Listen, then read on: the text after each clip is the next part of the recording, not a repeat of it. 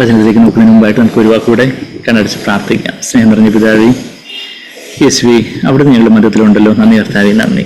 ഞങ്ങൾ അവിടുത്തെ മുമ്പാകെ ഞങ്ങളതിനെ സമ്പൂർണ്ണമായിട്ടും താഴ്ത്തി ഏൽപ്പിക്കുന്ന ഒരു പൂജ്യമായിട്ട് ഞങ്ങളതിനെയും താഴ്ത്തുന്ന കർത്താവേ, അവിടുത്തെ രക്തത്താലെ ഞങ്ങൾ ഓരോരുത്തരെയും ഫ്രഷായിട്ട് കഴുകണം. അവിടുത്തെ സ്നേഹത്താൽ നിറയ്ക്കണം കർത്താവേ. ഞങ്ങൾക്ക് അവിടുത്തെ സന്നിധിയിലിരിക്കണം കർത്താവേ. ആ പാതപീഠത്തെങ്കിൽ ആ ബദനിലെ മറിയം തിരഞ്ഞെടുത്ത നല്ല അംശം ഞങ്ങൾക്ക് അവിടുത്തെ ജീവന്റെ വചനങ്ങളെ കേൾക്കണം കർത്താവേ. ഞങ്ങൾ ദാഹത്തോടായിരിക്കുന്നു. അവിടുന്ന് തന്നെ ഞങ്ങളോട് അരുളി ചെയ്യണം. അവിടുന്നാണ് കർത്താവേ സ്വർഗത്തിന്റെ വിത്തുകളെ ഞങ്ങളുടെ ഹൃദയങ്ങളിൽ വിതയ്ക്കുന്നത് കർത്താവേ. ഞങ്ങളെത്തിനെയും താഴ്ത്തി ഏൽപ്പിക്കുന്നു കർത്താവേ. ഞങ്ങളത് കർത്താവേ കേൾക്കേണ്ട വേണം, കേൾപ്പാൻ തക്കവണ്ണം ഞങ്ങളുടെ കാതുകളെ തുറക്കണമെന്ന് പ്രാർത്ഥിക്കുന്നു കർത്താവേ. അവിടുന്ന് തന്നെ ഞങ്ങൾ അകക്കണ്ണുകളെ തുറക്കണമെന്ന് പ്രാർത്ഥിക്കുന്നു. ഞങ്ങൾക്ക് കുറച്ച് കാര്യങ്ങൾ ഇൻഫർമേഷനായിട്ട് കുറച്ച് കാര്യങ്ങൾ അറിയാനല്ല കർത്താവേ, മറിച്ച് ഈ കാര്യങ്ങളൊക്കെ അതിൻ്റെ കർത്താവെ അതിൻ്റെ യാഥാർത്ഥ്യ ഒരു വെളിപ്പാടായിട്ട് ഞങ്ങളുടെ ആത്മാവിലത് ഒരു വെളിപ്പാടായിട്ട് ലഭിക്കുവാനും കർത്താവെ ആത്മീയ വീശ്യത്തനത്തെ കർത്താവെ അതുപോലെ വെറുക്കുവാനും അതിനെതിരെ നിൽപ്പാനും കർത്താവെ ഞങ്ങളൊരു കർത്താവെ പരിശുദ്ധ കാന്തയായിട്ട് കർത്താവെ ഒരുക്കപ്പെടുവാനും കർത്താവെ ഞങ്ങൾ ചിന്തിക്കുന്ന കാര്യങ്ങളൊക്കെ ഞങ്ങളെ അധികമായിട്ട് സഹായിക്കണമെന്ന് പ്രാർത്ഥിക്കുന്നു. നന്ദി കർത്താവെ, നന്ദി. ഞങ്ങൾ കുറയുന്ന അവിടുന്ന് വളരണമില്ല. യേശു കർത്താവിൻ്റെ വിലയേറിയ മാത്രമുള്ള നാമത്തിൽ തന്നെ ആമീൻ, ആമീൻ, ആമീൻ. നമ്മളിപ്പോൾ വെളിപാട് പുസ്തകം 17 അധ്യായത്തിൻ്റെ ആദ്യത്തെ 4 വാക്യങ്ങൾ കഴിഞ്ഞ ആഴ്ച നമ്മൾ ചിന്തിച്ചായിരുന്നു. ഇനിയിപ്പോൾ 5 മുതലുള്ള വാക്യങ്ങൾ നമുക്ക് അറിയാം. അതിൻ്റെ കോണ്ടെക്സ്റ്റൊക്കെ പത്മോസ് ദ്വീപിൽ യോഹന്നാൻ അപ്പോസ്തലന് യേശു കർത്താവ് നൽകിയ വെളിപ്പാടിനെ കുറിച്ച് 1-ാമത്തെ അധ്യായത്തിൽ വായിച്ചു. പിന്നെ ദൂതുകളെ കുറിച്ച് യോഹന്നാൻ അപ്പോസ്തലന് അന്നുണ്ടായിരുന്ന 7 സഭകൾക്ക് കൊടുത്ത ദൂതുകൾ 2-3 അധ്യായങ്ങളിൽ വായിച്ചതിന് ശേഷം പിന്നെ സ്വർഗത്തിലൊരു തുറന്ന വാതിലും സ്വർഗത്തിൽ പിതാവിനെയും പുത്രനെ ആരാധിക്കുന്നതും പുത്രൻ മുദ്രയിടപ്പെട്ട പുസ്തകത്തിന്റെ മുദ്രകൾ ഓരോന്നായിട്ട് പൊട്ടിക്കുമ്പോൾ അത് ലോകത്തിന്റെ അവസാനത്തില് കാലത്തിന്റെ അവസാനത്തില് നടക്കേണ്ടതായ പല സംഭവങ്ങൾ, ഇത് ക്രിസ്തുവിന്റെ വെളിപ്പെടൽ മുതൽ കർത്താവിന്റെ 2-ാമത്തെ വരവും കർത്താവ് കാന്തയെ ചേർക്കുന്നതും അതിനുശേഷമുള്ള ദൈവത്തിന്റെ ന്യായവിധി ആ ക്രോധകലശങ്ങളെ ഓരോന്നായിട്ട് ഭൂമിയിലേക്ക് പകർന്നൊഴുക്കുന്നതും ഒക്കെ നമ്മൾ വായിച്ചു. അപ്പോൾ ആ ക്രോധകലശങ്ങൾ പകർന്നൊഴുക്കുമ്പോൾ നമ്മൾ 16-ാം അധ്യായത്തിന്റെ അവസാനം ബാബിലോണിനെ ദൈവം ഓർത്തു. ദൈവത്തിന് ഓർക്കാതിരിക്കാൻ പറ്റത്തില്ല. അത് പോസിറ്റീവായിട്ട് ഓർത്തതല്ല, നെഗറ്റീവായിട്ട് ഓർത്തത്. എന്നുവെച്ചാൽ അവിടെ വെളിപാട് 16-ന്റെ 19 മഹാനഗരം, ഗ്രേറ്റ് സിറ്റി, ആ Babylon the great city Babylon the great എന്ന ബാബിലോണിനെ കുറിച്ച് 11 തവണ വെളിപാട് പുസ്തകത്തിൽ പറയുന്നതായിട്ട് നമ്മൾ കാണുന്നുണ്ട്. അപ്പം അത്രയും തവണ ആ ഒരു മഹാനഗരം അവിടെ ആ 19-ാമത്തെ വാക്യത്തിൽ the great city was split into 3 parts. അത് യെരുശലേമിനെ കുറിച്ച് പറയുന്നത് 3 അംശമായി പിരിഞ്ഞു. അതിനുശേഷം ദ ബാബിലോൺ ദ ഗ്രേറ്റ് മഹാബാബിലോണിന് കൊടുക്കേണ്ടതിന് അവിടെ 19-ാമത്തെ വാക്യത്തിൽ തന്നെ ഉണ്ട്. ദൈവകോപത്തിന് ക്രോധമധ്യമുള്ള പാത്രം മഹാബാബിലോണിന് കൊടുക്കേണ്ടതിന് അവിടെ ദൈവസന്നിധിയിൽ ഓർത്തു. ദൈവം നീതിമാനായ ദൈവമാണ്. ജഡത്തിൽ വിതയ്ക്കുന്നത് നാശം കൊയ്യും, ആത്മാവിൽ വിതയ്ക്കുന്നത് നിത്യജീവനെ കൊയ്യും. അത് ദൈവത്തിന് മാറ്റമില്ലാത്ത പ്രമാണമാണ്. ഞാൻ ഒരു ഹൈന്ദവനായിരുന്നപ്പോൾ തന്നെ നമ്മൾ ഈ സ്കൂളിലൊക്കെ പ്രൊവേർബ്സ് പഠിക്കുമ്പം പല ഇംഗ്ലീഷിൽ പല ആപ്തവാക്യങ്ങൾ പഠിക്കുമ്പോൾ as you sow so you reap എന്ന് പഠിക്കുമായിരുന്നു. അപ്പം എനിക്ക് അന്നത് ബൈബിളിൽ അതിനൊന്നും അറിയത്തില്ലായിരുന്നു. എന്നാൽ പിന്നീട് രക്ഷിക്കപ്പെട്ട് കർത്താവിലേക്ക് വന്ന് വചനത്തിൽ വായിക്കാൻ തുടങ്ങിയപ്പോഴോ ഇത് ഗലാത്യർ 6:7 പറയുന്ന കാര്യമാണ് as you sow so you reap. നമ്മൾ എങ്ങനെ വിതയ്ക്കുന്നു അങ്ങനെ കൊയ്യും എന്നുള്ളൊരു കാര്യം. അപ്പൊ ആ ഒരു ദൈവം നീതിമാനായ ദൈവം ആയതുകൊണ്ട് അത് അവളെ ഓർത്തു. ആ മഹാബാബിലോണിന് കൊടുക്കേണ്ടതിന് അവിടെ ദൈവസന്നിധിയിൽ ഓർത്തു. ദൈവം എല്ലാം കണക്ക് വെച്ച് ദൈവം എല്ലാം അത് vengeance belongs to the Lord, പ്രതികാരം കർത്താവിനുള്ളത് എന്നുള്ളൊരു കാര്യം നമ്മൾ റോമർ 12-ാം അധ്യായത്തിൽ അത് പഴയ നിയമത്തിൽ നിന്ന് കോട്ട് ചെയ്ത് വായിക്കുന്നൊക്കെ ഉണ്ടല്ലോ. ഡിട്രോണമി എന്ന് ആവർത്തന പുസ്തകത്തിൽ നിന്ന് കോട്ട് ചെയ്ത് വായിക്കുന്നുണ്ട് അവിടെ. അപ്പൊ അത് ദൈവം നീതിയുള്ള ന്യായവാനായ ദൈവമാണ്. അപ്പം അതുകൊണ്ട് ദൈവം പല കാര്യങ്ങളും അനുവദിച്ചു. ദൈവത്തിന്റെ പൂർണ്ണഹിതത്തിലല്ല ഇന്ന് ഓഫ്കോഴ്സ് ലോകത്തിൽ ഒരുപാട് കാര്യങ്ങൾ നടക്കുന്നത്. ഈവൻ ദൈവമക്കൾ പോലും ദൈവത്തിന്റെ പൂർണ്ണഹിതത്തിലല്ല പല കാര്യങ്ങളും ചെയ്യുന്നത്. അപ്പോൾ ഇന്ന് ലോകം പിശാചിന്റെ അധീനതയിലാണ്, ദുഷ്ടന്റെ അധീനതയിലാണെന്ന് 1 യോഹന്നാൻ 5-ന്റെ 19-ാമത്തെ വാക്യത്തിൽ നമ്മൾ വായിക്കുന്നുണ്ട്. അപ്പം ദൈവം മനുഷ്യന് ഒരു ഫ്രീ വിൽ, അവനൊരു സ്വതന്ത്രമായിട്ടൊരു ഇച്ഛാശക്തി, സ്വതന്ത്രമായിട്ടുള്ള തീരുമാനം എടുക്കാനുള്ള ഒരു കഴിവ് കൊടുത്തിട്ടുള്ളത് കൊണ്ട് അവന് പല കാര്യങ്ങളും ചൂസ് ചെയ്യാൻ ദൈവം തന്നെ അവന് സ്വാതന്ത്ര്യം കൊടുത്തിട്ടുണ്ട്. അപ്പം ഇന്ന് അതിനനുസരിച്ചുള്ള ന്യായവിധി ലാസ്റ്റ് ഉണ്ടാകും എന്നുള്ളൊരു കാര്യമാണ് നമ്മൾ വായിക്കുന്നത്. ഈവൻ നമ്മൾ 17-ാമത്തെ അധ്യായത്തിലേക്ക് ഒന്ന് തിരിയുമ്പോൾ തന്നെ 17-ാമത്തെ അധ്യായത്തിലേക്ക് തിരിയുമ്പോൾ അതിന്റെ 1-ാമത്തെ വാക്യത്തിൽ തന്നെ വരിക എന്ന് പറഞ്ഞ് അവിടെ 7 കലശമുള്ള 7 ദൂതന്മാരിൽ ഒരാൾ വന്ന് യോഹന്നാൻ അപ്പോസ്തലനോട് സംസാരിക്കുക. വെളിപാട് 17:1 വരിക, ഭൂമിയിലെ രാജാക്കന്മാരോട്, സകല രാജാക്കന്മാരെന്ന് പറയുന്നില്ല, രാജാക്കന്മാരോട്, ഭൂമിയിലെ രാജാക്കന്മാരോട് വേശ്യാവൃത്തി ചെയ്ത് തന്റെ വേശ്യാവൃത്തിയുടെ മധ്യത്തിൽ ഭൂവാസികളെ മറ്റവരാക്കിയവളായി പെരുവെള്ളത്തിന്മീതെ ഇരിക്കുന്ന മഹാവേശ്യയുടെ ന്യായവിധി ഞാൻ കാണിച്ചു തരാം. So I will show you the judgment. വിളിച്ചുകൊണ്ട് പോകുന്നത് തന്നെ, ഈ ദൂതൻ യോഹന്നാൻ അപ്പോസ്തലനെ വിളിച്ചുകൊണ്ട് പോകുന്നതിനെ, come here, I will show you the judgment of the great harlot. പിന്നെ അതിനെക്കുറിച്ച്, അവളെക്കുറിച്ചുള്ള വിശേഷണമൊക്കെ താഴോട്ട് പറയുന്നുണ്ട്. അവളെ എവിടെ ഇരിക്കുന്നേ, ആരെയൊക്കെ മതോന്മത്തരാക്കി, ആരുടെ കൂടെയൊക്കെ വേശ്യാത്തനം ചെയ്ത് എന്നുള്ള കാര്യമൊക്കെ പിന്നീട് പറയുന്നുണ്ട്. എന്നാൽ I will show you the judgment. ഞാൻ അവളുടെ, അത് മലയാളത്തിൽ 2-ാമത്തെ വാക്യത്തില്, ഇംഗ്ലീഷിൽ 1-ാമത്തെ വാക്യത്തില് എന്താ പറയുന്നേ, മഹാവേശ്യയുടെ ന്യായവിധി ഞാൻ കാണിച്ചു തരാം. അപ്പൊ ആ ന്യായവിധിയെ കുറിച്ചാണ് ഈ 17-18 അധ്യായങ്ങളിൽ നമ്മൾ വായിക്കുന്നത്. അതിനുശേഷം 19-ാമത്തെ അധ്യായത്തില് കാന്ത അവളെ തന്നെ ഒരുക്കുന്ന കാര്യമൊക്കെ നമ്മളിപ്പോൾ പാട്ടിൽ പാടിയതുപോലെയൊക്കെ, അവളുടെ കല്യാണ വസ്ത്രം, അവളുടെ നീതിവേലകളെ എന്നൊക്കെ പറഞ്ഞ് നമ്മൾ പാടി, കാന്ത തന്നെ ഒരുക്കിയിരിക്കുന്നു എന്നൊക്കെ നമ്മൾ അതിൻ്റെ വെളിപാട് 19-7-8 വാക്യങ്ങളിൽ വായിക്കുന്നു. അവന്റെ കാന്തയും തന്നെ ഒരുക്കിയിരിക്കുന്നു, അവൾക്ക് ശുദ്ധവും ശുഭ്രവുമായി വിശേഷ വസ്ത്രം ധരിക്കാൻ കൃപ ലഭിച്ചിരിക്കുന്നു. അപ്പൊ ആ കാന്തയുടെ ആ ഒരു ലാളിത്യം, സിംപ്ലിസിറ്റി, ആ ഒരു പാവം പിടിച്ചൊരു കാന്ത, എന്നാൽ ഭയങ്കര ബോഡി ആൻഡ് പോംപ് ആൻഡ് ഷോ, അതുപോലെ വല്ലാത്തൊരു ഫ്ലട്ടേഷ്യസ്, അതുപോലൊരു ആ ലോകത്തെ മയക്കി, ലോകത്തിലെ രാജാക്കന്മാരെ എന്ന് വെച്ചാൽ ലോകത്തിലെ ഭരണാധികാരികളെയൊക്കെ ഈ റിലീജിയസ് ക്രിസ്ത്യാനിറ്റി എന്ന് പറഞ്ഞാൽ ക്രിസ്തീയ മതം എന്നുള്ള പേരിലുള്ള വ്യാജസഭ, യേശുവിൻ്റെ പേരെടുത്തുകൊണ്ട് ലോകത്തിന് പിന്നാലെ പോകുന്ന ഈ വ്യാജസഭയാണ് ബാബിലോണെന്ന് നമ്മൾ തുടർന്ന് വായിക്കുമ്പോഴും ബൈബിളിലുടനീളം നമ്മൾ കാണുമ്പോഴും ആ കാര്യങ്ങൾ നമുക്ക് വ്യക്തമാവുമല്ലോ. അപ്പം അവളുടെ ന്യായവിധിയെ കാണിച്ചു തരാം എന്നുള്ളൊരു കാര്യമാണ് നമ്മളിവിടെ വായിക്കുന്നത്. അപ്പം അവളെ ദൈവസന്നിധിയിൽ ഓർത്തു. വെളിപാട് 16:19. ദൈവം നല്ല കാര്യങ്ങൾ നല്ല രീതിയിൽ ചിലരെ ഓർക്കുന്നതായിട്ട് നമ്മൾ ബൈബിളിലെ വചനത്തിൽ വായിക്കുന്നുണ്ടല്ലോ. നമുക്കറിയാം, ഉൽപ്പത്തി 8-ാം അധ്യായത്തിലേക്കൊന്ന് വരുവാണെങ്കിൽ അവിടെ പ്രളയമൊക്കെ കഴിഞ്ഞിട്ട്, പ്രളയം എന്ന് പറയുമ്പോൾ നമുക്ക് മലയാളികൾക്ക് പ്രളയം എന്ന് പറയുമ്പോൾ 2018-ലും 2019-ലൊക്കെ ഉണ്ടായ കാര്യങ്ങളായിരിക്കും നമുക്ക് ഓർമ്മ വരുന്നത്. എന്നാൽ നോഹയുടെ പ്രളയം കഴിഞ്ഞിട്ട് ഓഫ് കോഴ്സ് 2017-18-ലും 19-ലും ഒക്കെ വെള്ളമൊക്കെ ഇങ്ങനെ മുകളിലോട്ട് കയറി വരുമ്പോൾ ദൈവം നമ്മളെ ഓർത്തു എന്ന് നമുക്കറിയാം. അതുപോലെ ദൈവയുടെ നോഹയെ ഓർത്തു എന്നാണ് ഇവിടെ ഉൽപ്പത്തി പുസ്തകം 8-ാം അധ്യായത്തിന്റെ 8-ാം അധ്യായത്തിന് 1-ാമത്തെ വാക്യത്തിൽ ദൈവം നോഹയെയും അവനോട് കൂടെ പെട്ടകത്തിലുള്ള, നോഹയെ മാത്രമല്ല അവനോട് കൂടെ പെട്ടകത്തിലുള്ള സകല ജീവികളെയും സകല മൃഗങ്ങളെയും ഓർത്തു. ദൈവത്തിന്റെ മറവി പറ്റി പെട്ടെന്ന് ഓർത്തു എന്നുള്ള അർത്ഥത്തിലല്ല, എന്നാൽ ഈവൻ ഇവിടെ വെളിപാട് 16-ലും നമ്മൾ ദൈവം ഓർത്തു എന്ന് പറയുമ്പോൾ ദൈവത്തിന്റെ ആ കറക്റ്റായിട്ടുള്ള സമയത്തിൽ ദൈവം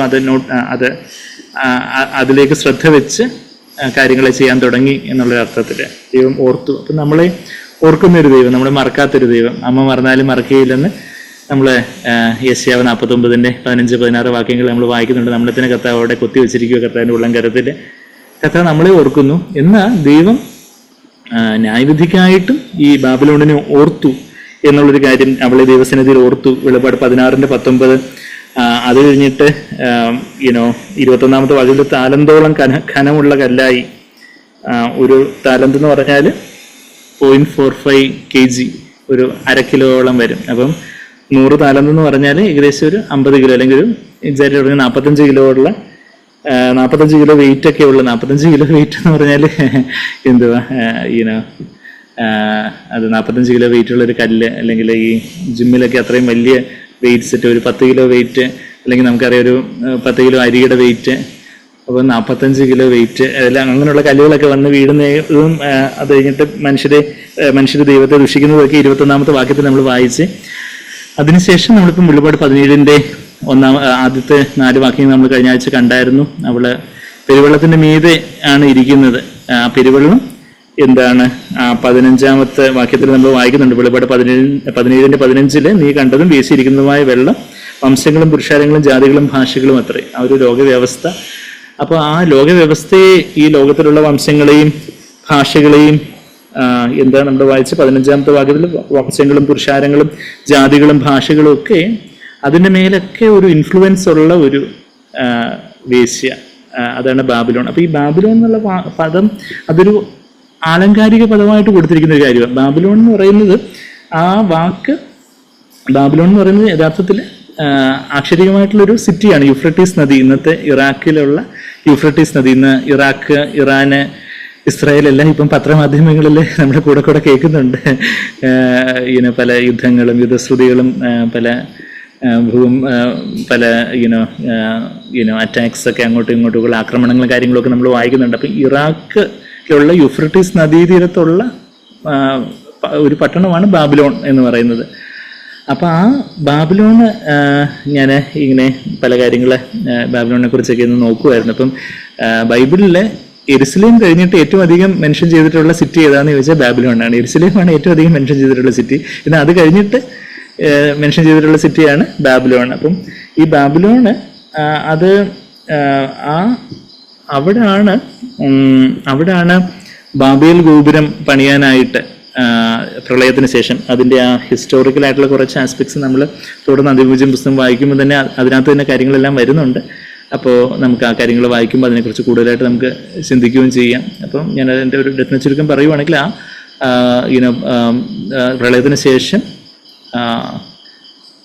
നോഹയുടെ ഒരു മകനായിട്ടുള്ള ഹാമിൻ്റെ നിന്ന് വന്നിട്ടുള്ള ഒരു നിമ്രോദിൻ്റെ വൈഫായിട്ടുള്ള സമരാമീസ് എന്ന് പറയുന്ന ഒരു വിക്കറ്റ് ലേഡി, ഒരു ദുഷ്ടയായ ഒരു വനിത, അവളാണ് ഈ ബാബിലോണിയൻ റിലീജിയൻ തുടങ്ങിയത്. ആ ബാബിലോണിയൻ റിലീജിയൻ്റെ ഒറിജിൻ അവിടെ നിന്നാണെന്നാണ് നമ്മൾ ചരിത്രം പരിശോധിക്കുമ്പോൾ കാണുന്നത്. അപ്പം നിമ്രോദ് മരിച്ചതിന് ശേഷം അവള് ഒരു ദുർമാർഗമുള്ള ഒരു സ്ത്രീ ആയതുകൊണ്ട് ഭർത്താവ് മരിച്ചതിന് ശേഷം അവൾക്കൊരു കുഞ്ഞുണ്ടാകുന്നു. അതിന് തമ്മൂസ് എന്ന് പേര്, ആ കുഞ്ഞിന് തമ്മൂസ് എന്ന് പേരിടുന്നു. അപ്പം ആ തമ്മൂസ് യഥാർത്ഥത്തിൽ നിമ്രോദ് തന്നെ പുനർജനിച്ചതാണെന്നുള്ള രീതിയിലുള്ള ഒരു പ്രഖ്യാപനവും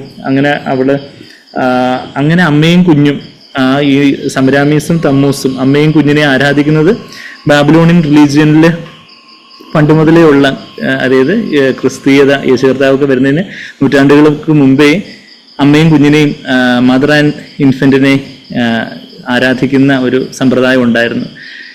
എന്നാൽ കോൺസ്റ്റന്റൈൻ ചക്രവർത്തി കർത്താവ് വന്നു AD 300 ആയപ്പോഴാണ് കോൺസ്റ്റന്റൈൻ എന്ന് പറയുന്ന ഒരു വിജാതീയനായ ഒരു ചക്രവർത്തി, റോമൻ ചക്രവർത്തി, ഈ ക്രിസ്തീയ മാർഗത്തെ ഒരു മതമായിട്ട് അങ്ങ് സ്വീകരിച്ച് അന്നത്തെ ക്രിസ്തീവ് എന്ന് പേരെടുത്ത ക്രിസ്തീയ നേതാക്കന്മാരുമായിട്ട് കൈകോർത്ത് അവന് ഈ റോമിൻ്റെ ഒഫീഷ്യൽ റിലീജിയനായിട്ട് ഈ ക്രിസ്തീയതയെ അങ്ങ് മാറ്റുകയും അങ്ങനെ ഈ റോമൻ റിലീജിയനിൽ ഉണ്ടായിരുന്ന ഒത്തിരി വിജാതീയമായ കാര്യങ്ങളെല്ലാം കൂടെ ഈ ക്രിസ്തീയ മതത്തിലേക്ക് കൊണ്ടുവരികയും അങ്ങനെയാണ് റോമൻ കത്തോലിസിസത്തിൽ. അപ്പോൾ റോമിൽ നിന്നാണ് അതിൻ്റെ ആ ബാബിലോണിൽ യേശുവിന് ശേഷം അത് ബാബിലോണിൻ തീരത്ത് യഥാർത്ഥത്തിൽ നിമ്രോദും സമരാമീസും തമ്മൂസിലൂടെയൊക്കെ ഒറിജിനേറ്റ് ചെയ്ത ആ ഒരു ഐഡോളട്രസ് ബാബിലോൺ, വിഗ്രഹാരാധനയുടെ ഇതായ ആ ബാബിലോൺ, നമ്മൾ ബാലിൻ്റെ വിഗ്രഹത്തെക്കുറിച്ച്, ബാലെന്ന വിജാതീയ ദേവനെ കുറിച്ചൊക്കെ നമ്മൾ ബൈബിളിലെ പഴയ നിയമത്തിൽ പലയിടത്തും വായിക്കുന്നുണ്ട്. എലിയാവിന്റെ സമയത്ത് നിങ്ങൾ ബാലിനെ ആരാധിക്കുന്നു അല്ലോ ദൈവത്തെ ആരാധിക്കുന്നു എന്നൊക്കെ എലിയാവ് ചോദിക്കുന്ന പ്രശസ്തമായ 18-ാം അധ്യായത്തിലെ ഒന്ന് രാജാക്കന്മാർ 18-ാം അധ്യായത്തിലെ ചോദ്യമൊക്കെ നമുക്കറിയാം. അപ്പൊ ആ ബാലെന്ന് പറയുന്നത് യഥാർത്ഥത്തിൽ ബാബിലോണിയൻ തമ്മൂസിന്റെ ഒരു ലോക്കൽ കനാനൈറ്റ് നെയിമാണെന്നാണ് ചരിത്രത്തിൽ പറയുന്നത്. അതായത് ബാബിലോണിയനിലുള്ള ഈ തമ്മൂസ് എന്ന് പറയുന്ന സമരാമീസിന്റെ പുത്രനായിട്ടുള്ള തമ്മൂസിനെയാണല്ലോ അവർ ആരാധിക്കാൻ തുടങ്ങിയത്. അപ്പൊ ഈ തമ്മൂസിന്റെ ഒരു ലോക്കൽ പേര് ആണ് ബാല്. അപ്പൊ ആ ബാലിനെ ഇസ്രായേൽ മക്കള് സേവിക്കുന്നത് പോലുള്ള വളരെ മ്ലേച്ഛമായിട്ടുള്ള കാര്യങ്ങളൊക്കെ വിഗ്രഹാരാധനയൊക്കെ നമ്മൾ വചനത്തിൽ വായിക്കുന്നുണ്ട്. അപ്പം ദൈവം എത്രമാത്രം തീക്ഷ്ണതയോടെ ബാബിലോണിനെതിരായിട്ടുള്ള ന്യായവിധിയും കാര്യങ്ങളൊക്കെ ചെയ്തു എന്നുള്ള കാര്യമൊക്കെ നമ്മൾ പഴയ നിയമത്തിൽ നമ്മൾ വായിക്കുന്നുണ്ട്. അതിനെതിരായിട്ട് അപ്പൊ അതിനെക്കുറിച്ചുള്ള സ്വർഗീയ രാജ്ഞി എന്നൊക്കെ പറഞ്ഞ് ഈ സമരാമീസിനെ കുറിച്ച് മെൻഷൻ ചെയ്യുന്ന പല വചനഭാഗങ്ങളൊക്കെ നമ്മളത് അന്തിമോചന പുസ്തകത്തിൽ ആ റെഫറൻസസും കാര്യങ്ങളൊക്കെ വരും. എഹെസ്കേൽ 8:14, യിരെമ്യാവ് 7:18 നമുക്ക് ആ വചനത്തിനോട്ടൊക്കെ നമ്മുടെ ബുക്കിലെ റെഫറൻസസ് വരുമ്പോൾ അതിലോട്ടൊക്കെ നമുക്ക് പോകാം. അപ്പോൾ അങ്ങനെയുള്ള കാര്യങ്ങളെല്ലാം അന്ന് പഴയ നിയമത്തിലും ഉണ്ടായിരുന്നു. എന്ന യേശുവിൻ്റെ വരവിന് ശേഷം ആ ക്രിസ്തീയ മാർഗം ഒരു മതമായിട്ട് അധപതിച്ച് അത് എവിടെ അധപ്പതിച്ചെന്ന് ചോദിച്ചാൽ അതും റോമിൽ തന്നെ അവതരിപ്പിച്ച്. മറ്റേത് ബാബിലോണിലാണെങ്കിൽ ഇത് റോമിലാണ് ഈ ക്രിസ്തീയ മാർഗം ഒരു മതമായിട്ട് കോൺസ്റ്റന്റിനിലൂടെ അധപ്പതിച്ചത്. അപ്പോൾ ഈ വ്യാജ മതത്തെ, ഈ വ്യാജ ക്രിസ്തീയതയെ പരിശുദ്ധാത്മാവ് ബാബിലോൺ എന്ന് പറയുന്ന ആ പഴയ നിയമത്തിലുണ്ടായിരുന്ന ആ ബാബിലോണിന്റെ ഇക്വലന്റ് ആയിട്ട് പുതിയ നിയമത്തിൽ റോമിൽ ആരംഭിച്ച ഈ ആത്മീയ വേശ്യാവൃത്തിയെ പരിശുദ്ധാത്മാവ് ബാബിലോൺ എന്നുള്ള പേരിൽ ഈ വ്യാജസഭയെ, അപ്പൊ ഈ വ്യാജസഭ അത് നമ്മൾ ആക്ച്വലി ഇപ്പൊ നമ്മൾ അതിവിഭജന പുസ്തകത്തില് നമ്മളിപ്പോൾ അതിനെക്കുറിച്ച് അതിൻ്റെ ആ കാര്യങ്ങളൊക്കെ നമ്മൾ പലതും നമ്മൾ കഴിഞ്ഞ ആഴ്ച തന്നെ വായിച്ചായിരുന്നു.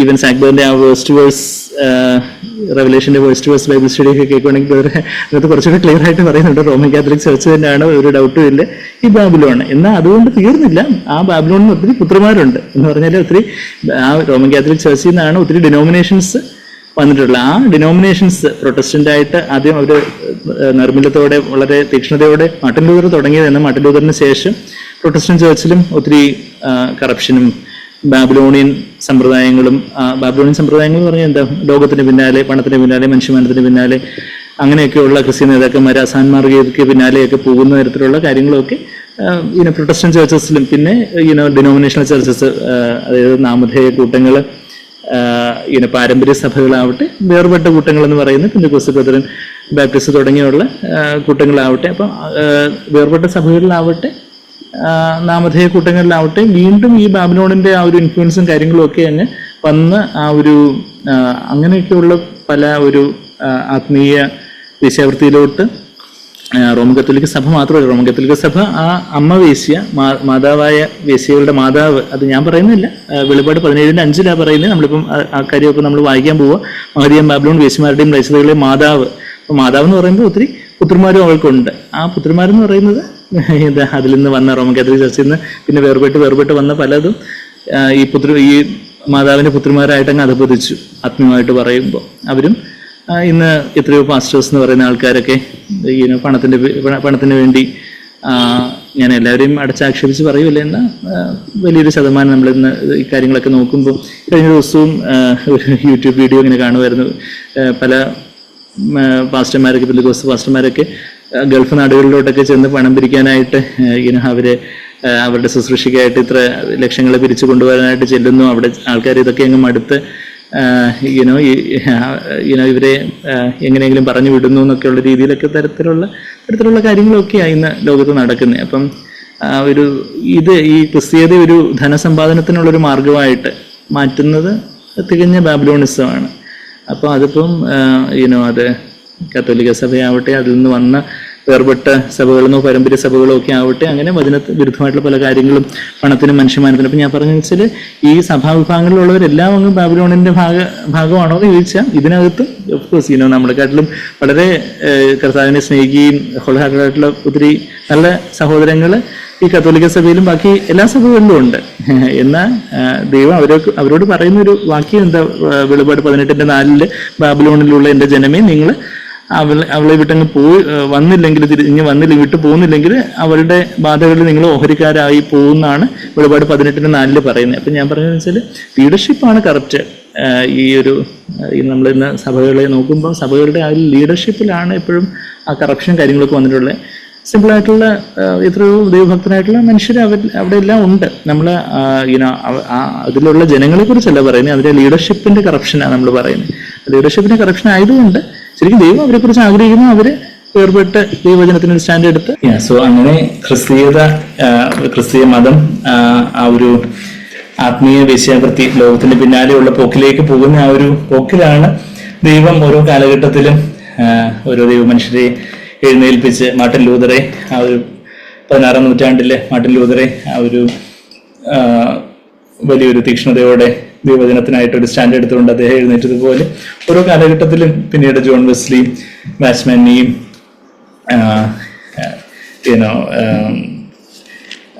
സാൽവേഷൻ ആർമിയുടെ ഫൗണ്ടറായിട്ടുള്ള വില്യം ബൂത്ത്, അങ്ങനെയൊക്കെയുള്ള ദൈവമനുഷ്യരെ ഓരോരോ കാലങ്ങളിലായിട്ട് ദൈവത്തിനൊരു നിർമ്മല സാക്ഷ്യത്തിനായിട്ട് ദൈവം ഓരോ കാലഘട്ടങ്ങളായിട്ട് ദൈവം എഴുന്നേൽപ്പിച്ചു.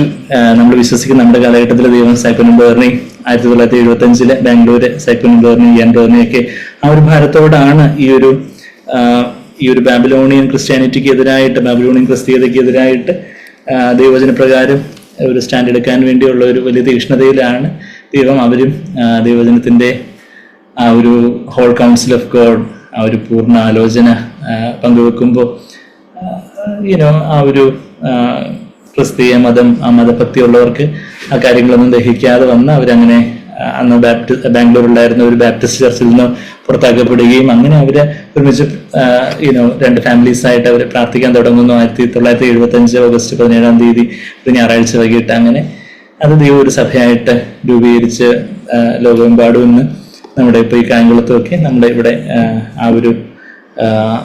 അതിൻ്റെ ഒരു ഫെലോഷിപ്പ് ഓഫ് ചർച്ചസിന്റെ നമ്മുടെ ഒരു ഡിനോമിനേഷൻ അല്ല, നമ്മൾ പറയുന്ന പോലെ അതൊരു ഡിനോമിനേഷൻ അല്ല, സെൻട്രൽ ഹെഡ് ക്വാർട്ടേഴ്സ് ഒക്കെ ഉള്ള ഒരു ഡിനോമിനേഷൻ അല്ല, മറിച്ച് ഒരു സഭകളുടെ കൂട്ടായ്മ, ഫെലോഷിപ്പ് ഓഫ് ചർച്ചസ് ആയിട്ട് സാഗ്ബറിന്റെ ഒരു അപ്പോസ്തലികമായ ശുശ്രൂഷയെ അംഗീകരിച്ചുകൊണ്ട് ആ കാര്യങ്ങളെ ദൈവവചനത്തിന്റെ ആ ഒരു പൂർണ്ണ ആലോചനയ്ക്കായിട്ട് ഒരു നിലപാടെടുത്തുകൊണ്ട് ദൈവം നമ്മളെ ഓരോ ഇടങ്ങളിലും സഭകളായിട്ട് ദൈവം നമ്മളെ പണിതുകൊണ്ടിരിക്കുന്നത്. നമുക്കിപ്പം വെളിപാട് 17 അധ്യായത്തിന് 64 വാക്യങ്ങളും അവളുടെ ആ ഒരു സർവാഭരണ വിഭൂഷിതയായിട്ടിരിക്കുന്ന കാര്യവും ആ ഒരു pomp and glory in the sight of the Lord, ലോകത്തിന്റെ സന്നിധിയില് ലോകത്തിന്റെ കണ്ണിലുള്ള അവളുടെ ആ ഒരു വലിപ്പം ദൈവത്തിന്റെ കണ്ണിൽ എത്ര മ്ലേച്ഛതയാണെന്നുള്ള കാര്യമൊക്കെ, അവളുടെ കയ്യിലുള്ള ആ ഒരു സ്വർണ്ണ കപ്പ്, സ്വർണ്ണ പാനപാത്രത്തെ കുറിച്ചൊക്കെ നമ്മൾ 4-ാമത്തെ വാക്യത്തില് അശുദ്ധിയും മ്ലേച്ഛതയും അശുദ്ധിയും നിറഞ്ഞ സ്വർണ്ണ പാനപാത്രം കയ്യിൽ പിടിച്ചിരുന്നതായിട്ടൊക്കെ 4-ാമത്തെ വാക്യത്തിൽ നമ്മൾ കാണുന്നുണ്ട്. അതിനുശേഷം ഒരു മർമ്മത്തെ കുറിച്ചാണ് 5-ാമത്തെ വാക്യത്തിൽ നമ്മൾ വായിക്കുന്നത്. അതിപ്പം ജഗ്ബേർ ഇപ്പം 5-ാമത്തെ വാക്യം സാഗ്ബേറിന്റെ അന്തിമോചന പുസ്തകത്തിൽ നിന്ന് വായിക്കുകയും അതേസമയം അജ്ബേർ അത് ഇപ്പോൾ ഡിസ്പ്ലേ ചെയ്യുമല്ലോ വരെ ആ പുസ്തകത്തിന്റെ വരികൾ നമുക്കത് ശ്രദ്ധയോടെ കേൾക്കാമല്ലോ. 5-ാമത്തെ വാക്യം 5 മർമ്മം മഹതിയാം ബാബിലോൺ, വേശ്യമാരുടെയും മ്ലേച്ഛതകളുടെയും മാതാവ് എന്നൊരു പേർ അവളുടെ നെറ്റിയിൽ എഴുതിയിട്ടുണ്ട്. ബാബിലോൺ പല ആളുകൾക്കും ഒരു മർമ്മം, ഒരു മിസ്റ്ററിയാണ്. കാരണം അവൾ യേശുവിനെ അനുഗമിക്കുന്നുവെന്ന് അവകാശപ്പെടുന്നു. ഇങ്ങനെ അവൾ ലോകമെങ്ങുമുള്ള തന്റെ ലക്ഷക്കണക്കിന് ഭക്തന്മാരെ വിഡ്ഢികളാക്കുകയാണ്. ബാബിലോണിനെ മഹാനഗരം എന്ന് വെളിപ്പാട് പുസ്തകത്തിൽ 11 പ്രാവശ്യം പറഞ്ഞിരിക്കുന്നു. അതേസമയം ക്രിസ്തുവിന്റെ കാന്തയായ യെരൂശലേമിനെ വിശുദ്ധ നഗരം എന്നാണ് വിളിച്ചിരിക്കുന്നത്. വെളിപ്പാട് 21:10. രണ്ടും തമ്മിലുള്ള വ്യത്യാസം ശ്രദ്ധിക്കുക. വേശ്യയും മണവാട്ടിയും തമ്മിലുള്ള വ്യത്യാസമാണ് ഇവിടെ വ്യക്തമാകുന്നത്. വേശ്യ മഹത്തായിരിക്കാം, എന്നാൽ കാന്ത വിശുദ്ധയാണ്. ഈ ലോകത്ത് ക്രിസ്തീയ ഗോളത്തിൽ ആയാലും ശരി, മഹാനാകാൻ ആഗ്രഹിക്കുന്നവനെല്ലാം തീർച്ചയായും ബാബിലോണിന്റെ ഭാഗമായി മാറും. എന്നാൽ നമ്മുടെ അന്വേഷണം വിശുദ്ധിയാണെങ്കിൽ എബ്രായർ 12:14 നാം യെരൂശലേമിന്റെ ഭാഗമായി തീരും. സുവിശേഷീകരണത്തിലും സാമൂഹിക സേവനത്തിലും ബാബിലോൺ തൽപരരായെന്ന് വരാം.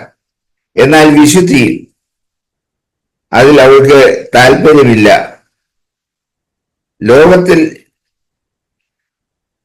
ലോകത്തിലെ ആളുകൾ മതിപ്പുണ്ടാക്കുവാൻ ഉദ്ദേശിച്ചുള്ളതാണ് അവളുടെ പ്രവൃത്തികളെല്ലാം. അത്തരം ധാരാളം ക്രിസ്തീയ പ്രവർത്തനങ്ങൾ ഇന്നുണ്ട്. സ്ഥിതിവിവര കണക്കുകളും വഞ്ചിക്കുന്നതാണ്. അന്തിമ ദിനത്തിലെ തീ വലിപ്പമോ അളവോ അല്ല, മറിച്ച് ഗുണമാണ് പരിശോധിക്കുന്നത്. 1 കൊരിന്ത്യർ 3:13.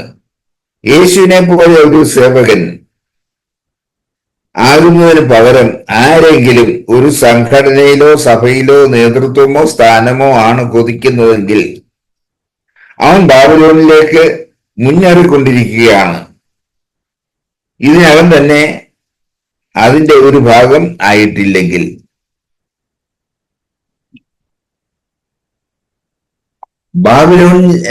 ബാബിലോണിനെ വേശ്യകളുടെ മാതാവ് എന്ന് വിളിച്ചിരിക്കുന്നത് കാണാം. വേശ്യകൾ ഒട്ടേറെ പേരുണ്ട്, കേവലം ഒന്നല്ല. ബാബിലോൺ തുടങ്ങിയത് റോമൻ കത്തോലിക്ക സഭയുമായി ബന്ധപ്പെട്ടാണ്, ഒരു സംശയവും അതിനില്ല. എന്നാൽ റോമൻ കത്തോലിക്ക സഭയിൽ നിന്ന് ധാരാളം പ്രൊട്ടസ്റ്റന്റ് പെന്തക്കോസ്ത് സഭകൾ ഉടലെടുത്തു. അവയും ഒടുവിൽ വേശ്യയായി അവസാനിച്ചു. അവരുടെ മാതാവിനെ പോലെ അതുകൊണ്ടാണ് ബാബിലോണിലെ വേശ്യമാരുടെയും ഭൂമിയിലെ മ്ലേച്ഛതകളുടെയും മാതാവ് എന്ന് വിളിച്ചിരിക്കുന്നത്. റോമൻ കത്തോലിക്ക സഭാ നേതാക്കന്മാർ മാത്രമാണോ മഹത്വവും ലോകപദവികളും അന്വേഷിക്കുന്നവർ? അത് അത്രയും തന്നെ പ്രൊട്ടസ്റ്റന്റ് പെന്തക്കോസ്ത് നേതാക്കളും അന്വേഷിക്കുന്നുണ്ട്. ആരെ പോലെയും ആയിരുന്നില്ല യേശു. കഴുതപ്പുറത്താണ് അവിടുന്ന് വാഹനം വന്നത്. സ്വർണവും വെള്ളിയും കൊണ്ടുള്ള അലങ്കാരങ്ങളൊന്നും ആ ശരീരത്തിൽ ഉണ്ടായിരുന്നില്ല. ഇങ്ങനെയുള്ള യേശുവിന് എങ്ങനെയാണ് പൊന്നും വെള്ളിയും വിലയേറിയ രത്നങ്ങളും അണിഞ്ഞ് തിളങ്ങുന്ന ധൂമ്രവസ്ത്രം ധരിച്ച് വരുന്ന ഒരു വധുവിനെ സ്വീകരിക്കുവാൻ കഴിയുക? ആ ചിന്ത തന്നെ അസംബന്ധമാണ്. നമ്മളിപ്പം വെളിപാട് 17 അധ്യായത്തിന്റെ 5-ാമത്തെ വാക്യം വായിച്ചു. അവിടെ നമ്മളൊരു മർമ്മം ആണ് വായിക്കുന്നത്, മിസ്റ്ററി. അപ്പോ ഇത് അവളുടെ നെറ്റിയിൽ എഴുതിയിരിക്കുന്ന ഒരു കാര്യമാണ് നമ്മളിവിടെ വായിക്കുന്നത്. എന്നൊരു പേര് അവളുടെ നെറ്റിയിൽ എഴുതിയിരിക്കുന്നു. അപ്പം on her forehead name was written A mystery. അവളുടെ നെറ്റിയിൽ എഴുതിയിരിക്കുന്ന പേരെന്താണെന്ന് ചോദിച്ചാൽ ബാബിലോൺ എന്നാണ്.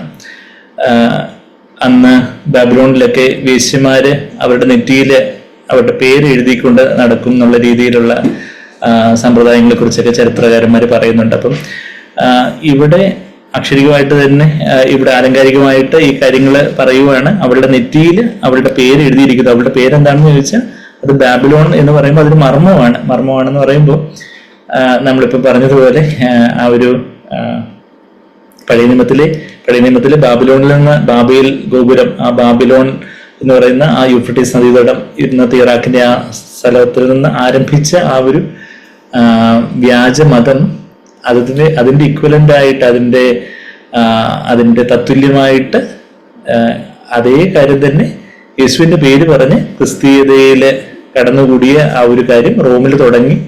അതാണ് ആ റോമിൽ തുടങ്ങിയ റോമ കേന്ദ്രമായിട്ടുള്ള സഭയാണ് റോമൻ കത്തോലിക്ക സഭ.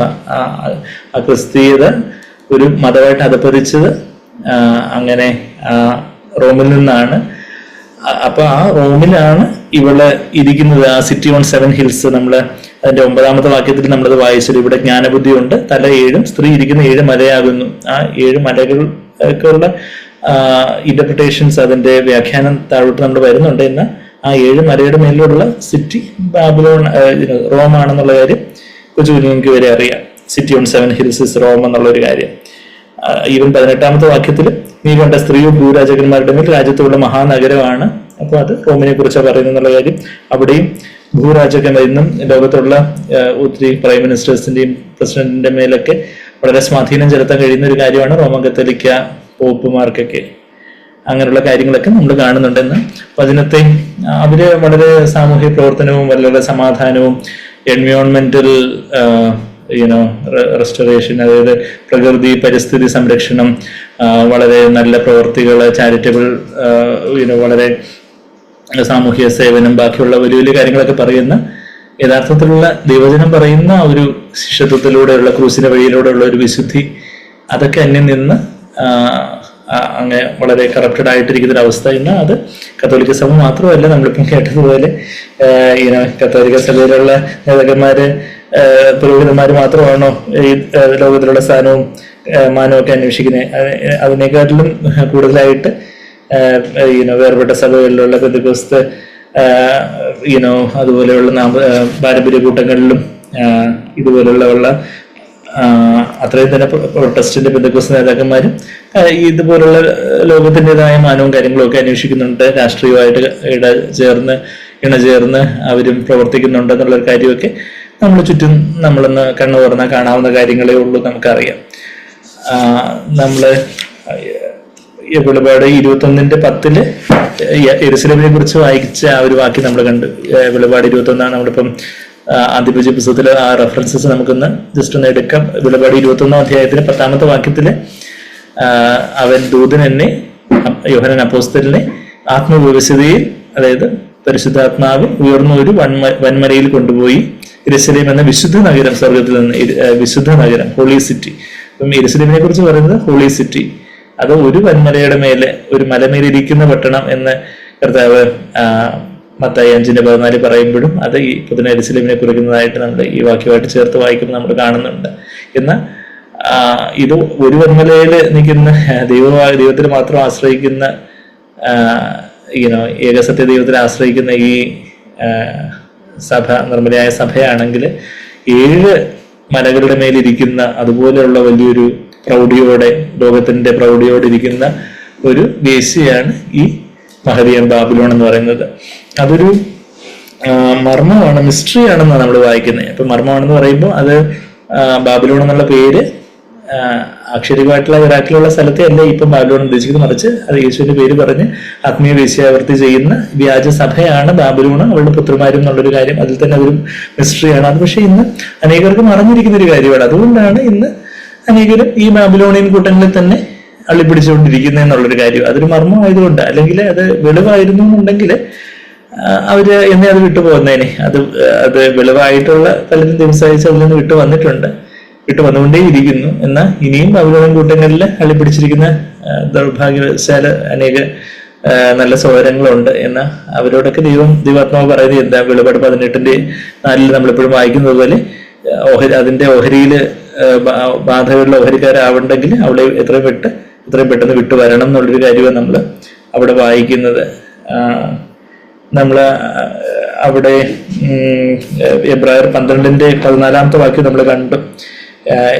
വിശുദ്ധി, pursue peace and without holiness no one will be able to see God. വിശുദ്ധി കൂടാതെ ആർക്കും ദൈവത്തെ കാണാൻ സാധിക്കുകയില്ല. അപ്പം വിശുദ്ധിയെ പിന്തുടരുന്നവനാണ് യഥാർത്ഥ കാന്തയായി തീരുന്നത്. അവളാണ് പുത്തൻ യെരൂശലേം.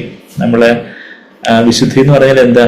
അത് എന്തോ ഒരു പരീക്ഷ വിശുദ്ധി മാതിരി പുറമേ ഉള്ള എന്തോ അങ്ങനെയുള്ളൊരു വിശുദ്ധിയല്ല, മറിച്ച് അകമേയുള്ള കർത്താവിനോടുള്ള നിർമ്മലമായിട്ടുള്ള ആ ഒരു സ്നേഹത്തില് ലോകത്തോട് വേർപെട്ടിരിക്കുന്ന ആ ഒരു വിശുദ്ധി.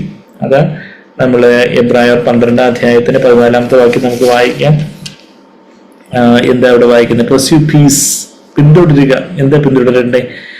എല്ലാവരോടും സമാധാനം ആചരിച്ചു എന്നുള്ള ആ ട്രാൻസ്ലേഷൻ അത്ര പോരാ. നമ്മള് കഴിഞ്ഞ ആഴ്ച നമ്മൾ ആ 2 തിമോഥെയോസ് 2:22 നിർമ്മല ഹൃദയമുള്ളവരോട് ചേർന്ന് നീതിയും സമാധാനവും വിശ്വാസവും ഒക്കെ ആചരിക്കുക എന്ന മലയാളം ബൈബിളിൽ സത്യവേദ പുസ്തകത്തിൽ ട്രാൻസ്ലേറ്റ് ചെയ്യുന്ന. പിന്തുടരുക എന്നാ കുറച്ചുകൂടെ കറക്റ്റ് ആയിട്ടുള്ള ഒരു ട്രാൻസ്ലേഷൻ വേണ്ടേ. pursue എന്ന് പറഞ്ഞാൽ നമ്മുടെ ആ ഡിയോക്കോ എന്ന് പറയുന്ന ആ ഗ്രീക്ക് വാക്ക് എന്നൊക്കെ നമ്മൾ കഴിഞ്ഞ ഞായറാഴ്ച അത് ഞാൻ പറഞ്ഞായിരുന്നു. Run swiftly in order to catch a person or a thing എന്നാണ് അതിന്റെ ആ ഒരു ലിറ്ററൽ ആയിട്ടുള്ള ഒരു മീനിങ്. അതായത് ഇപ്പം ഒരു ജസ്റ്റ് സ്റ്റാർട്ടായ ഒരു ബസ് പിടിക്കാൻ വേണ്ടി ഒരാൾ ഓടുന്നെന്ന് പറയുന്നത് പോലുള്ള ഒരു കാര്യം, അതാ ഡിയോക്കോ. അതുപോലെ നമ്മുടെ സമാധാനത്തെ പിന്തുടരുക, എല്ലാവരുമായിട്ട് സമാധാനം പിന്തുടരുക, എല്ലാവരോടും നമ്മൾ ക്ഷമിക്കുന്നു. നമ്മൾ ആരെങ്കിലും അറിഞ്ഞോ അറിയാതെ മുറിപ്പെടുത്തിയിട്ടുണ്ടെങ്കിൽ അവരോട് നമ്മൾ ക്ഷമയും ഒതുക്കുന്നു. അങ്ങനെ എല്ലാവരോടും നമ്മൾ സമാധാനം പിന്തുടരുന്നു. അത് കഴിഞ്ഞിട്ട് പറയുക, ശുദ്ധീകരണം പ്രാപിക്കുവാൻ ഉത്സാഹിക്കുകയും pursue peace with all men and the sanctification. വിശുദ്ധീകരണം അല്ലെങ്കിൽ ശുദ്ധീകരണം പ്രാപിക്കുവാനായിട്ട് അതാ ദൈവാത്മാവ് സഭയോട് പറയുന്ന ഒരു ഉത്ബോധനം. അത് കേൾക്കുന്നവരാണ്, അത് സീരിയസ് ആയിട്ട് എടുക്കുന്നവരാണ്, തങ്ങളെപ്പോലെ യേശു നിർമ്മലനായിരിക്കുന്ന പോലെ തങ്ങളെ നിർമ്മലീകരിക്കുന്നവരാണ് ആ ഒരു കാന്തയുടെ ഭാഗമായിട്ട് തീരുന്നത്. നമ്മുടെ 1 യോഹന്നാൻ 3:3 യേശുവിനെ പോലെ നമ്മൾ നിർമ്മലീകരിക്കണം. ആ സ്റ്റാൻഡേർഡ് വരെ നിർമ്മലീകരിക്കണം എന്ന് പറയുന്നത് നമുക്ക് ആർക്കും നിർമ്മലത്തിന് നിർമ്മലീകരിക്കുന്നത് എന്ന് നിർത്താനുള്ള നിർവാഹമില്ല. എന്ന് വെച്ചാൽ നമ്മളാരും കർത്താവിന്റെ വിശുദ്ധിയുടെ ഇടയിലത്ത് പോലും നമ്മളാരും എത്തിയിട്ടില്ല. അപ്പോൾ കർത്താവിനെ പോലെ നമ്മൾ തന്നെ താഴ്മയിലും വിശുദ്ധിയിലും ഉറക്കത്തിലും നിസ്വാർത്ഥതയിലും ഒക്കെ നമ്മളതിനെ നിർമ്മലീകരിച്ചുകൊണ്ടേയിരിക്കുന്ന ആ ഒരു കാര്യം, അതാ ശുദ്ധീകരണം പ്രാപിക്കാൻ ഉത്സാഹിക്കുകയും ശുദ്ധീകരണം കൂടാതെ ആരും കർത്താവിനെ കാണുകയില്ല. അതാ നമ്മളിപ്പോ എബ്രായർ 12:14 ഇപ്പം നമ്മളിപ്പോ ആദ്യമോചന പുസ്തകത്തിൽ നമ്മളത് വായിച്ചല്ലോ. പിന്നെ എന്താ നമ്മൾ വായിച്ചത്? ഒരുപാട് ക്രിസ്തീയ പ്രവർത്തനങ്ങളും കാര്യങ്ങളും അതിന്റെ സ്റ്റാറ്റിസ്റ്റിക്സും സ്ഥിതി കണക്കുകളും എല്ലാം ഒത്തിരി മനുഷ്യന് മുമ്പാകെ വളരെ ഇംപ്രസീവായിട്ട് തോന്നുന്നു. ഇത്ര അനാഥാലയങ്ങള് ഇങ്ങനെ എല്ലാത്തിനെയും കല്ലെറിഞ്ഞ് പറയില്ല, മറിച്ച് എന്നാൽ ഇതിന്റെയൊക്കെ പേരിൽ ഈ അനാഥാലയങ്ങളുടെയും അതുപോലെയൊക്കെയുള്ള അഗതിമന്ദിരങ്ങളുടെയൊക്കെ പേരിൽ ഒത്തിരി ചൂഷണങ്ങളും കാര്യങ്ങളും ഒക്കെ നടക്കുന്നുണ്ടെന്നുള്ളൊരു കാര്യം വസ്തുതയാണ്. എല്ലാം അങ്ങനെയാണെന്ന് നമ്മൾ പറയുകയല്ല. നമ്മളാരും ആരെയും കാലടിച്ച് ഇതിലൊക്കെ ആത്മാർത്ഥമായിട്ട് സാക്രിഫിഷ്യലായിട്ടൊക്കെ ഒത്തിരി നമുക്കറിയുന്ന മദർ തെരേസയൊക്കെ അതുപോലെ റോമൻ കത്തോലിക്ക സഭയിലാണ് അവര് മരണം വരെ ആയിരുന്നെങ്കിൽ പോലും നമ്മുടെ സാഗ്വേദന കേട്ടിട്ടുണ്ട്. വളരെ വിശുദ്ധയായിട്ട് ദൈവത്തോട് അതുപോലെ ദൈവത്തിന് വേണ്ടി പ്രയോജനപ്പെട്ട ദൈവനാം മഹത്വപ്പെടുവാൻ കാരണമായിട്ടുള്ള ഒരു വനിതാരത്നമാണ് മദർ തെരേസയൊക്കെ. അപ്പൊ അതുപോലെ സാക്രിഫിഷ്യലായിട്ടുള്ള ഒത്തിരി നല്ല സഹോദരങ്ങള് ഈ കത്തോലിക്ക വിഭാഗത്തിലും ഈവൻ ബാക്കിയുള്ള വേർപെട്ട കൂട്ടങ്ങളിലും എല്ലാം പലയിടങ്ങളിലും എല്ലാ ഈ ചുറ്റുമുള്ള ഒരുപാട് സഭകളിലും അതുപോലെയുള്ള നമ്മളെക്കാട്ടിലും എത്രയോ ദൈവത്തിന് മുമ്പാകെ അതുപോലെ വിലയേറിയ എത്രയോ വിശുദ്ധന്മാര് ജീവിച്ചിട്ടുണ്ട്. ഇന്ന് ആ ഒരു സഭാ നേതൃത്വത്തിന്റെ ആ ഒരു കറപ്ഷൻ, അത് ആ ഒരു ബാബിലോണിന്റെ വേശ്യാപുത്രിമാരുമാണ് എന്നുള്ളൊരു കാര്യമാണ് നമ്മൾ പറഞ്ഞു വരുന്നത്. അപ്പൊ അങ്ങനെയുള്ള ഒത്തിരി ക്രിസ്തീയ പ്രവർത്തനങ്ങളില് പലതും യഥാർത്ഥത്തിൽ ഇപ്പൊ ഈവൻ ബ്രദർ ലോറൻസിന്റെ പുസ്തകമൊക്കെ, അത് മാർട്ടിൻ ലൂഥറിന്റെയും സമയത്തിന് മുമ്പാണ് ബ്രദർ ലോറൻസ് എന്ന് പറഞ്ഞൊരു ദൈവമനുഷ്യൻ ജീവിച്ചിരുന്നത്. അദ്ദേഹം ഒരു റോമൻ കാത്തലിക് മൊണാസ്ട്രിയിലെ ഒരു മങ്കായിരുന്നു. അദ്ദേഹം ഒരു കുക്കായിരുന്നു. ആ മങ്സിനിടയിൽ ഒരു കുക്ക്, ഒരു പാചകക്കാരൻ മാത്രമായിരുന്നു ഈ ബ്രദർ ലോറൻസ് എന്ന് പറയുന്ന അദ്ദേഹമാണ് practice of the presence of the Lord എന്ന് പറയുന്ന ഒരു ചെറിയൊരു ബുക്ക്ലെറ്റിന്റെ ഒരു രചയിതാവായിട്ട് അദ്ദേഹം എഴുതിയ പല കത്തുകൾ സമാഹരിച്ചാണ് അങ്ങനെ ഒരു പുസ്തകമാക്കിയിരിക്കുന്നത്. അപ്പൊ അദ്ദേഹമൊക്കെ അതുപോലെയുള്ള എത്രയോ ഇപ്പൊ ഇവൻ മാഡം ഗയോണ് അന്ന് ഈ റോമൻ കാത്തലിക് സിസ്റ്റം അന്ന് ഉണ്ടായിരുന്നുള്ളൂ. എന്നാൽ കർത്താവിന് വേണ്ടി ഒരു സ്റ്റാൻഡ് എടുത്തുകൊണ്ട് മാഡം ഗയോണിനെയൊക്കെ എത്രയോ വർഷങ്ങൾ ജയിലിൽ അടച്ചിരുന്നു അന്നത്തെ കത്തോലിക്ക സഭ തന്നെ. ഈവൻ ഞാനിങ്ങനെ ഈ ഇതിന്റെ ഒരു ചരിത്രങ്ങളും കാര്യങ്ങളൊക്കെ ഇന്ന് പല കാര്യങ്ങളൊന്നും ഓടിച്ചു പോകുമ്പോൾ ഒരു ക്വീൻ മേരിയെ കുറിച്ച്, ഇംഗ്ലണ്ട് ഭരിച്ചിരുന്ന ഒരു ക്വീൻ മേരി, ബ്ലഡി മേരി എന്നാണ് അവള് അറിയപ്പെട്ടതെന്നാണ് പറയുന്നത്. അവള് 288 ക്രിസ്ത്യാനികളെ, ദൈവമക്കളെ, വിശുദ്ധന്മാരെ കൊല ചെയ്തു എന്നുള്ളൊരു കാര്യമൊക്കെ നമ്മൾ കാണുന്നുണ്ട് ചരിത്രത്തിൽ. 1555 മുതൽ 1558 വരെയുള്ള കാലയളവിൽ 288 ദൈവമക്കളെ കൊല ചെയ്തതിന്റെ ആദ്യം രക്തസാക്ഷിയായ, ആ കൂട്ടത്തിൽ ആദ്യ രക്തസാക്ഷിയായ ജോൺ റോജേഴ്സ് എന്ന് പറഞ്ഞൊരു ദൈവമനുഷ്യനായിരുന്നു. ആ ദൈവമനുഷ്യനെ അവള് ഈ ക്വീൻ, ഈ രാജ്ഞി എന്ന് പറയുന്നവൾ എന്താ ചെയ്തേ, ഇതുപോലെ അഗ്നിക്കിരയാക്കുമ്പോൾ അതിനകത്ത് എന്റെ ചരിത്രത്തിലെ പല കാര്യങ്ങളും രേഖപ്പെടുത്തിയതിന്റെ കൂട്ടത്തില് എഴുതിയിരിക്കുന്നു പറഞ്ഞാല് അവൻ ഈ ജോൺ റോജേഴ്സിനെ ബന്ധിച്ച ചെങ്ങലയിലാക്കി ഈ തീക്കുണ്ടത്തില് ആക്കിയിടുന്നു. എന്നാ അഗ്നിയെല്ലാം ഉയർന്നപ്പോ അവനാണെങ്കില് തന്റെ കൈകളെ സ്വർഗത്തിലേക്ക് ഉയർത്തി പ്രാർത്ഥിക്കുന്ന ഒരു കാര്യമൊക്കെ ചരിത്രം രേഖപ്പെടുത്തുന്നുണ്ട്. എന്നാൽ ആ ഒരു Rogers went to the stake with such calm and dignity that the French ambassador wrote that he went to his death as if he was walking to his wedding. അതായത് അതുപോലെ ഒരു ശാന്തതയോടെ, സ്വസ്ഥതയോടെ, മാന്യതയോടാണ് ഈ ജോൺ റോജേഴ്സ് എന്ന് പറയുന്ന ആ രക്തസാക്ഷി അഗ്നികുണ്ഡത്തിലേക്ക് നടന്നു പോയത്. as if he was walking to his wedding. സ്വന്തം കല്യാണത്തിന് ഒരു വരൻ നടന്നു പോകുന്ന ഒരു പ്രൗഢിയോടെ, മാന്യതയോടാണ് അദ്ദേഹം ഈ തീക്കൂട്ടത്തിലേക്ക് നടന്നു കയറിയതും. അതുപോലെ സ്വസ്ഥതയോടെ, സമാധാനത്തോടെ ആ ഒരു തീയില് he rubbed his hands in the flames. എന്താ പറയുന്നത്, ആ തീയില് തന്റെ കൈകളെ അവന് കൈ കഴുകുന്ന പോലെ, as if he were washing his hands in cold water. തണുത്ത വെള്ളത്തിൽ നമ്മൾ കൈ കഴുകുന്നത് പോലെ അവന് തീയില് തന്റെ കൈ ഉരയ്ക്കുന്നതായിട്ടൊക്കെ സാക്ഷികളെ പറഞ്ഞതായിട്ടൊക്കെ ചരിത്രം രേഖപ്പെടുത്തിയിട്ടുണ്ട്. അപ്പൊ അവന്റെ ആ ധൈര്യം അത് അത്രമാത്രം പ്രകടമായിരുന്നു. അന്ന് അത് കണ്ട് ആ വലിയ പുരുഷാരം അവര് വലിയ ഒരു ഹർഷാരവത്തോടെ, വലിയൊരു കയ്യടിയോടെ, ഹർഷാരവത്തോടെ അത് കണ്ട് ദൈവത്തെ മഹത്വപ്പെടുത്തിയതായിട്ടൊക്കെ ചരിത്രം രേഖപ്പെടുത്തുന്നുണ്ട്. അപ്പൊ അങ്ങനെയൊക്കെയുള്ള ഒരുപാട് അത് ഈ റോമൻ കാത്തലിക് ക്വീൻ ആയിരുന്നു ഈ മേരി, ബ്ലഡി മേരി എന്നറിയപ്പെടുന്ന ഈ റോമൻ കാത്തലിക് ക്വീൻ മേരി 1555 മുതൽ 1558 മുതൽ ഈവൻ മാഡം ഗേവൺ എന്ന് പറയുന്ന നമ്മുടെ പല പുസ്തകങ്ങളൊക്കെ മാഡം ഗേവന്റെ പല പുസ്തകങ്ങളും പല കോഴ്സും ഒക്കെ ചിലപ്പോൾ ഇടയ്ക്ക് സ്ത്രീകൾ ഇടാറുണ്ട് മാഡം ഗേവന്റെ. അപ്പൊ അതുപോലെയൊക്കെയുള്ള ഒത്തിരി പേര് അന്ന് ദൈവത്തോട് ജീവിക്കാൻ ആഗ്രഹിച്ച ഒത്തിരി പേര് ഇവര് തടങ്കലിലാക്കി, റോമൻ കത്തോലിക്ക സഭ തന്നെ തടങ്കലിലാക്കി കൊല ചെയ്യുകയൊക്കെ ചെയ്തിട്ടുള്ള ചരിത്രങ്ങളുണ്ട്. അപ്പം എന്നാൽ ഇന്ന് അതിലൊക്കെ കുറേയൊക്കെ ഒത്തിരി വ്യത്യാസങ്ങളൊക്കെ പ്രകടമായിട്ടൊക്കെ വന്നിട്ടുണ്ടെങ്കിലും എൻ്റെ ഉള്ളില് അതിന്റെ ആ നേതൃത്വത്തിന്റെ ഒരു കറപ്ഷൻ, ഇപ്പം ഏകലോക മതം, എല്ലാ മതത്തിലുള്ള നേതാക്കന്മാരെയൊക്കെ പോപ്പ് വിളിച്ച് ഒരു വൺ വേൾഡ് റിലീജിയൻ ഉണ്ടാക്കുന്നതിനായിട്ടുള്ള പല സർവ്വമത സമ്മേളനങ്ങളൊക്കെ പല പ്രാവശ്യമായിട്ട് വത്തിക്കാനിലൊക്കെ നടക്കുന്നതായിട്ടൊക്കെ നമ്മുടെ പത്രങ്ങളിലൊക്കെ നമ്മൾ വായിക്കാറുണ്ട്. അപ്പൊ അങ്ങനെ ഇത് അവസാനം എല്ലാം കൂടെ ഒരു മതമായിട്ട് ഈവൻ കഴിഞ്ഞ ദിവസം അങ്ങനെ ഒരു യൂട്യൂബിലൊരു തമ്മയിൽ ഇങ്ങനെ കണ്ടു, അങ്ങനെ പോപ്പ് പറഞ്ഞതായിട്ട് ഞങ്ങൾക്ക് യേശുവിനെ വേണ്ട, മറിച്ച് ലോകത്തിന്റെ പ്രകൃതി സംരക്ഷണം അങ്ങനെയുള്ള പല കാര്യങ്ങളും, എൻവയോൺമെന്റ് പരിസ്ഥിതിയെ സംരക്ഷിക്കുന്ന കാര്യമൊക്കെയാണ് യേശുവിനെ വേണ്ടെന്നുള്ള രീതിയിൽ പറഞ്ഞതായിട്ടും ഒക്കെ അങ്ങനെ പല രീതിയിലുള്ള പല വ്യാഖ്യാനങ്ങളും കാര്യങ്ങളും ഒക്കെ പോപ്പിന്റെ വാക്കുകളും കാര്യങ്ങളും ഒക്കെ നമ്മൾ കാണുന്നുണ്ട്. അപ്പോൾ ഇതെല്ലാം എതിർ ക്രിസ്തുവിന്റെ വരവിന് വേണ്ടി ഒരുങ്ങുന്ന കാര്യങ്ങളായിട്ടാണ് നമ്മൾ മുമ്പോട്ട് നോക്കുമ്പോൾ നമ്മൾ കാണുന്നത്. അവസാന കാലത്തിൽ ഈ എതിർ ക്രിസ്തുവിന്റെ കൂടെ ഒരു കള്ളപ്രവാചകനും ഉണ്ട് എന്നുള്ളൊരു കാര്യം, കള്ളപ്രവാചകൻ ഒരു റിലീജിയസ് ഫിഗർ ആയിരിക്കും എന്നുള്ളൊരു കാര്യമൊക്കെ നമ്മൾ കണ്ടു. അവനൊരു യഹൂദനായിരിക്കും എന്നുള്ളൊരു കാര്യമൊക്കെ നമ്മൾ അവിടെ വെളിപാടും 13-ാം അധ്യായത്തിലൊക്കെ നമ്മളത് കണ്ടല്ലോ. ഒന്നാമത്തെ മൃഗവും രണ്ടാമത്തെ മൃഗവും എന്നുള്ള കാര്യങ്ങളൊക്കെ.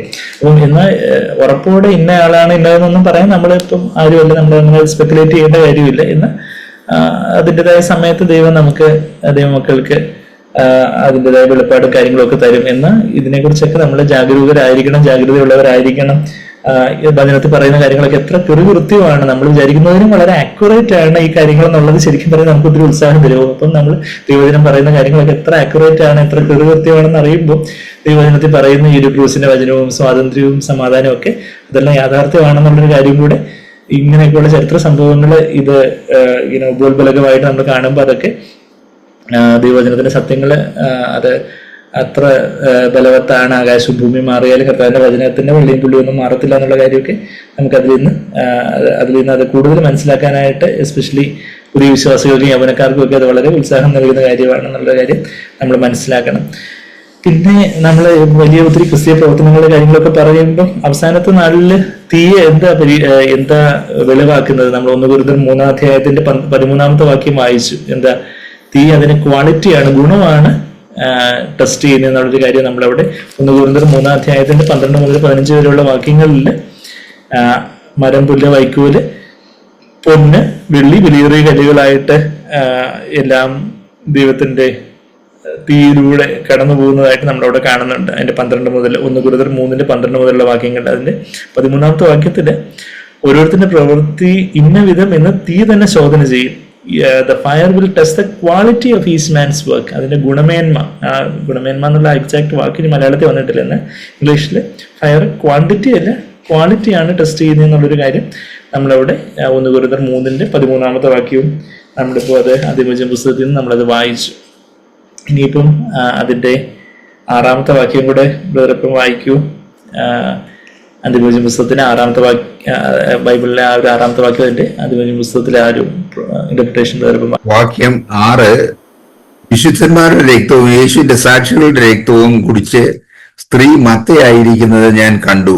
അവളെ കണ്ടിട്ട് അത്യന്തം ആശ്ചര്യപ്പെട്ടു. നൂറ്റാണ്ടുകളായി റോമൻ കത്തോലിക്ക സഭ മാത്രമല്ല പ്രൊട്ടസ്റ്റന്റുകാരും ദൈവത്തിന്റെ യഥാർത്ഥ വിശുദ്ധന്മാരെ പീഡിപ്പിച്ചിട്ടുണ്ട്.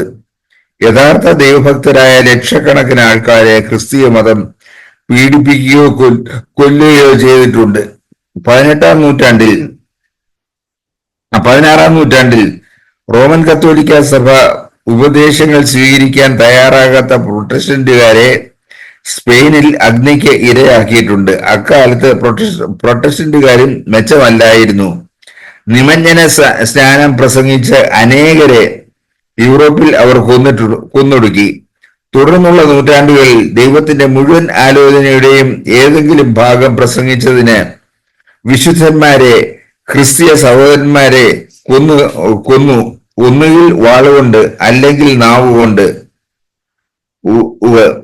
യേശുവിന്റെ യഥാർത്ഥ സാക്ഷികളുടെ രക്തം കുടിച്ച് മത്തുപിടിച്ചവരാണ് ബാബിലോണും അവളുടെ പുത്രിമാരും. പക്ഷേ ദൈവം എല്ലാറ്റിന്റെയും ഒരു കണക്ക് സൂക്ഷിക്കുന്നു. അന്തിമ ദിവസത്തിൽ അവിടുന്ന് എല്ലാവരോടും തക്കവണ്ണം പകരം ചെയ്യും. ആരും രക്ഷപ്പെടുകയില്ല. ദൈവം പ്രതികാരം ചെയ്യുമെന്ന് പറഞ്ഞിരിക്കുന്നു. അവിടുന്ന് വാക്കു പാലിക്കുക തന്നെ ചെയ്യും. റോമർ 12:19. അപ്പൊ ഇവിടെ നമ്മള് വെളിപാട് 17 അധ്യായത്തിന്റെ 6-ാമത്തെ വാക്യം നമ്മൾ കണ്ടു.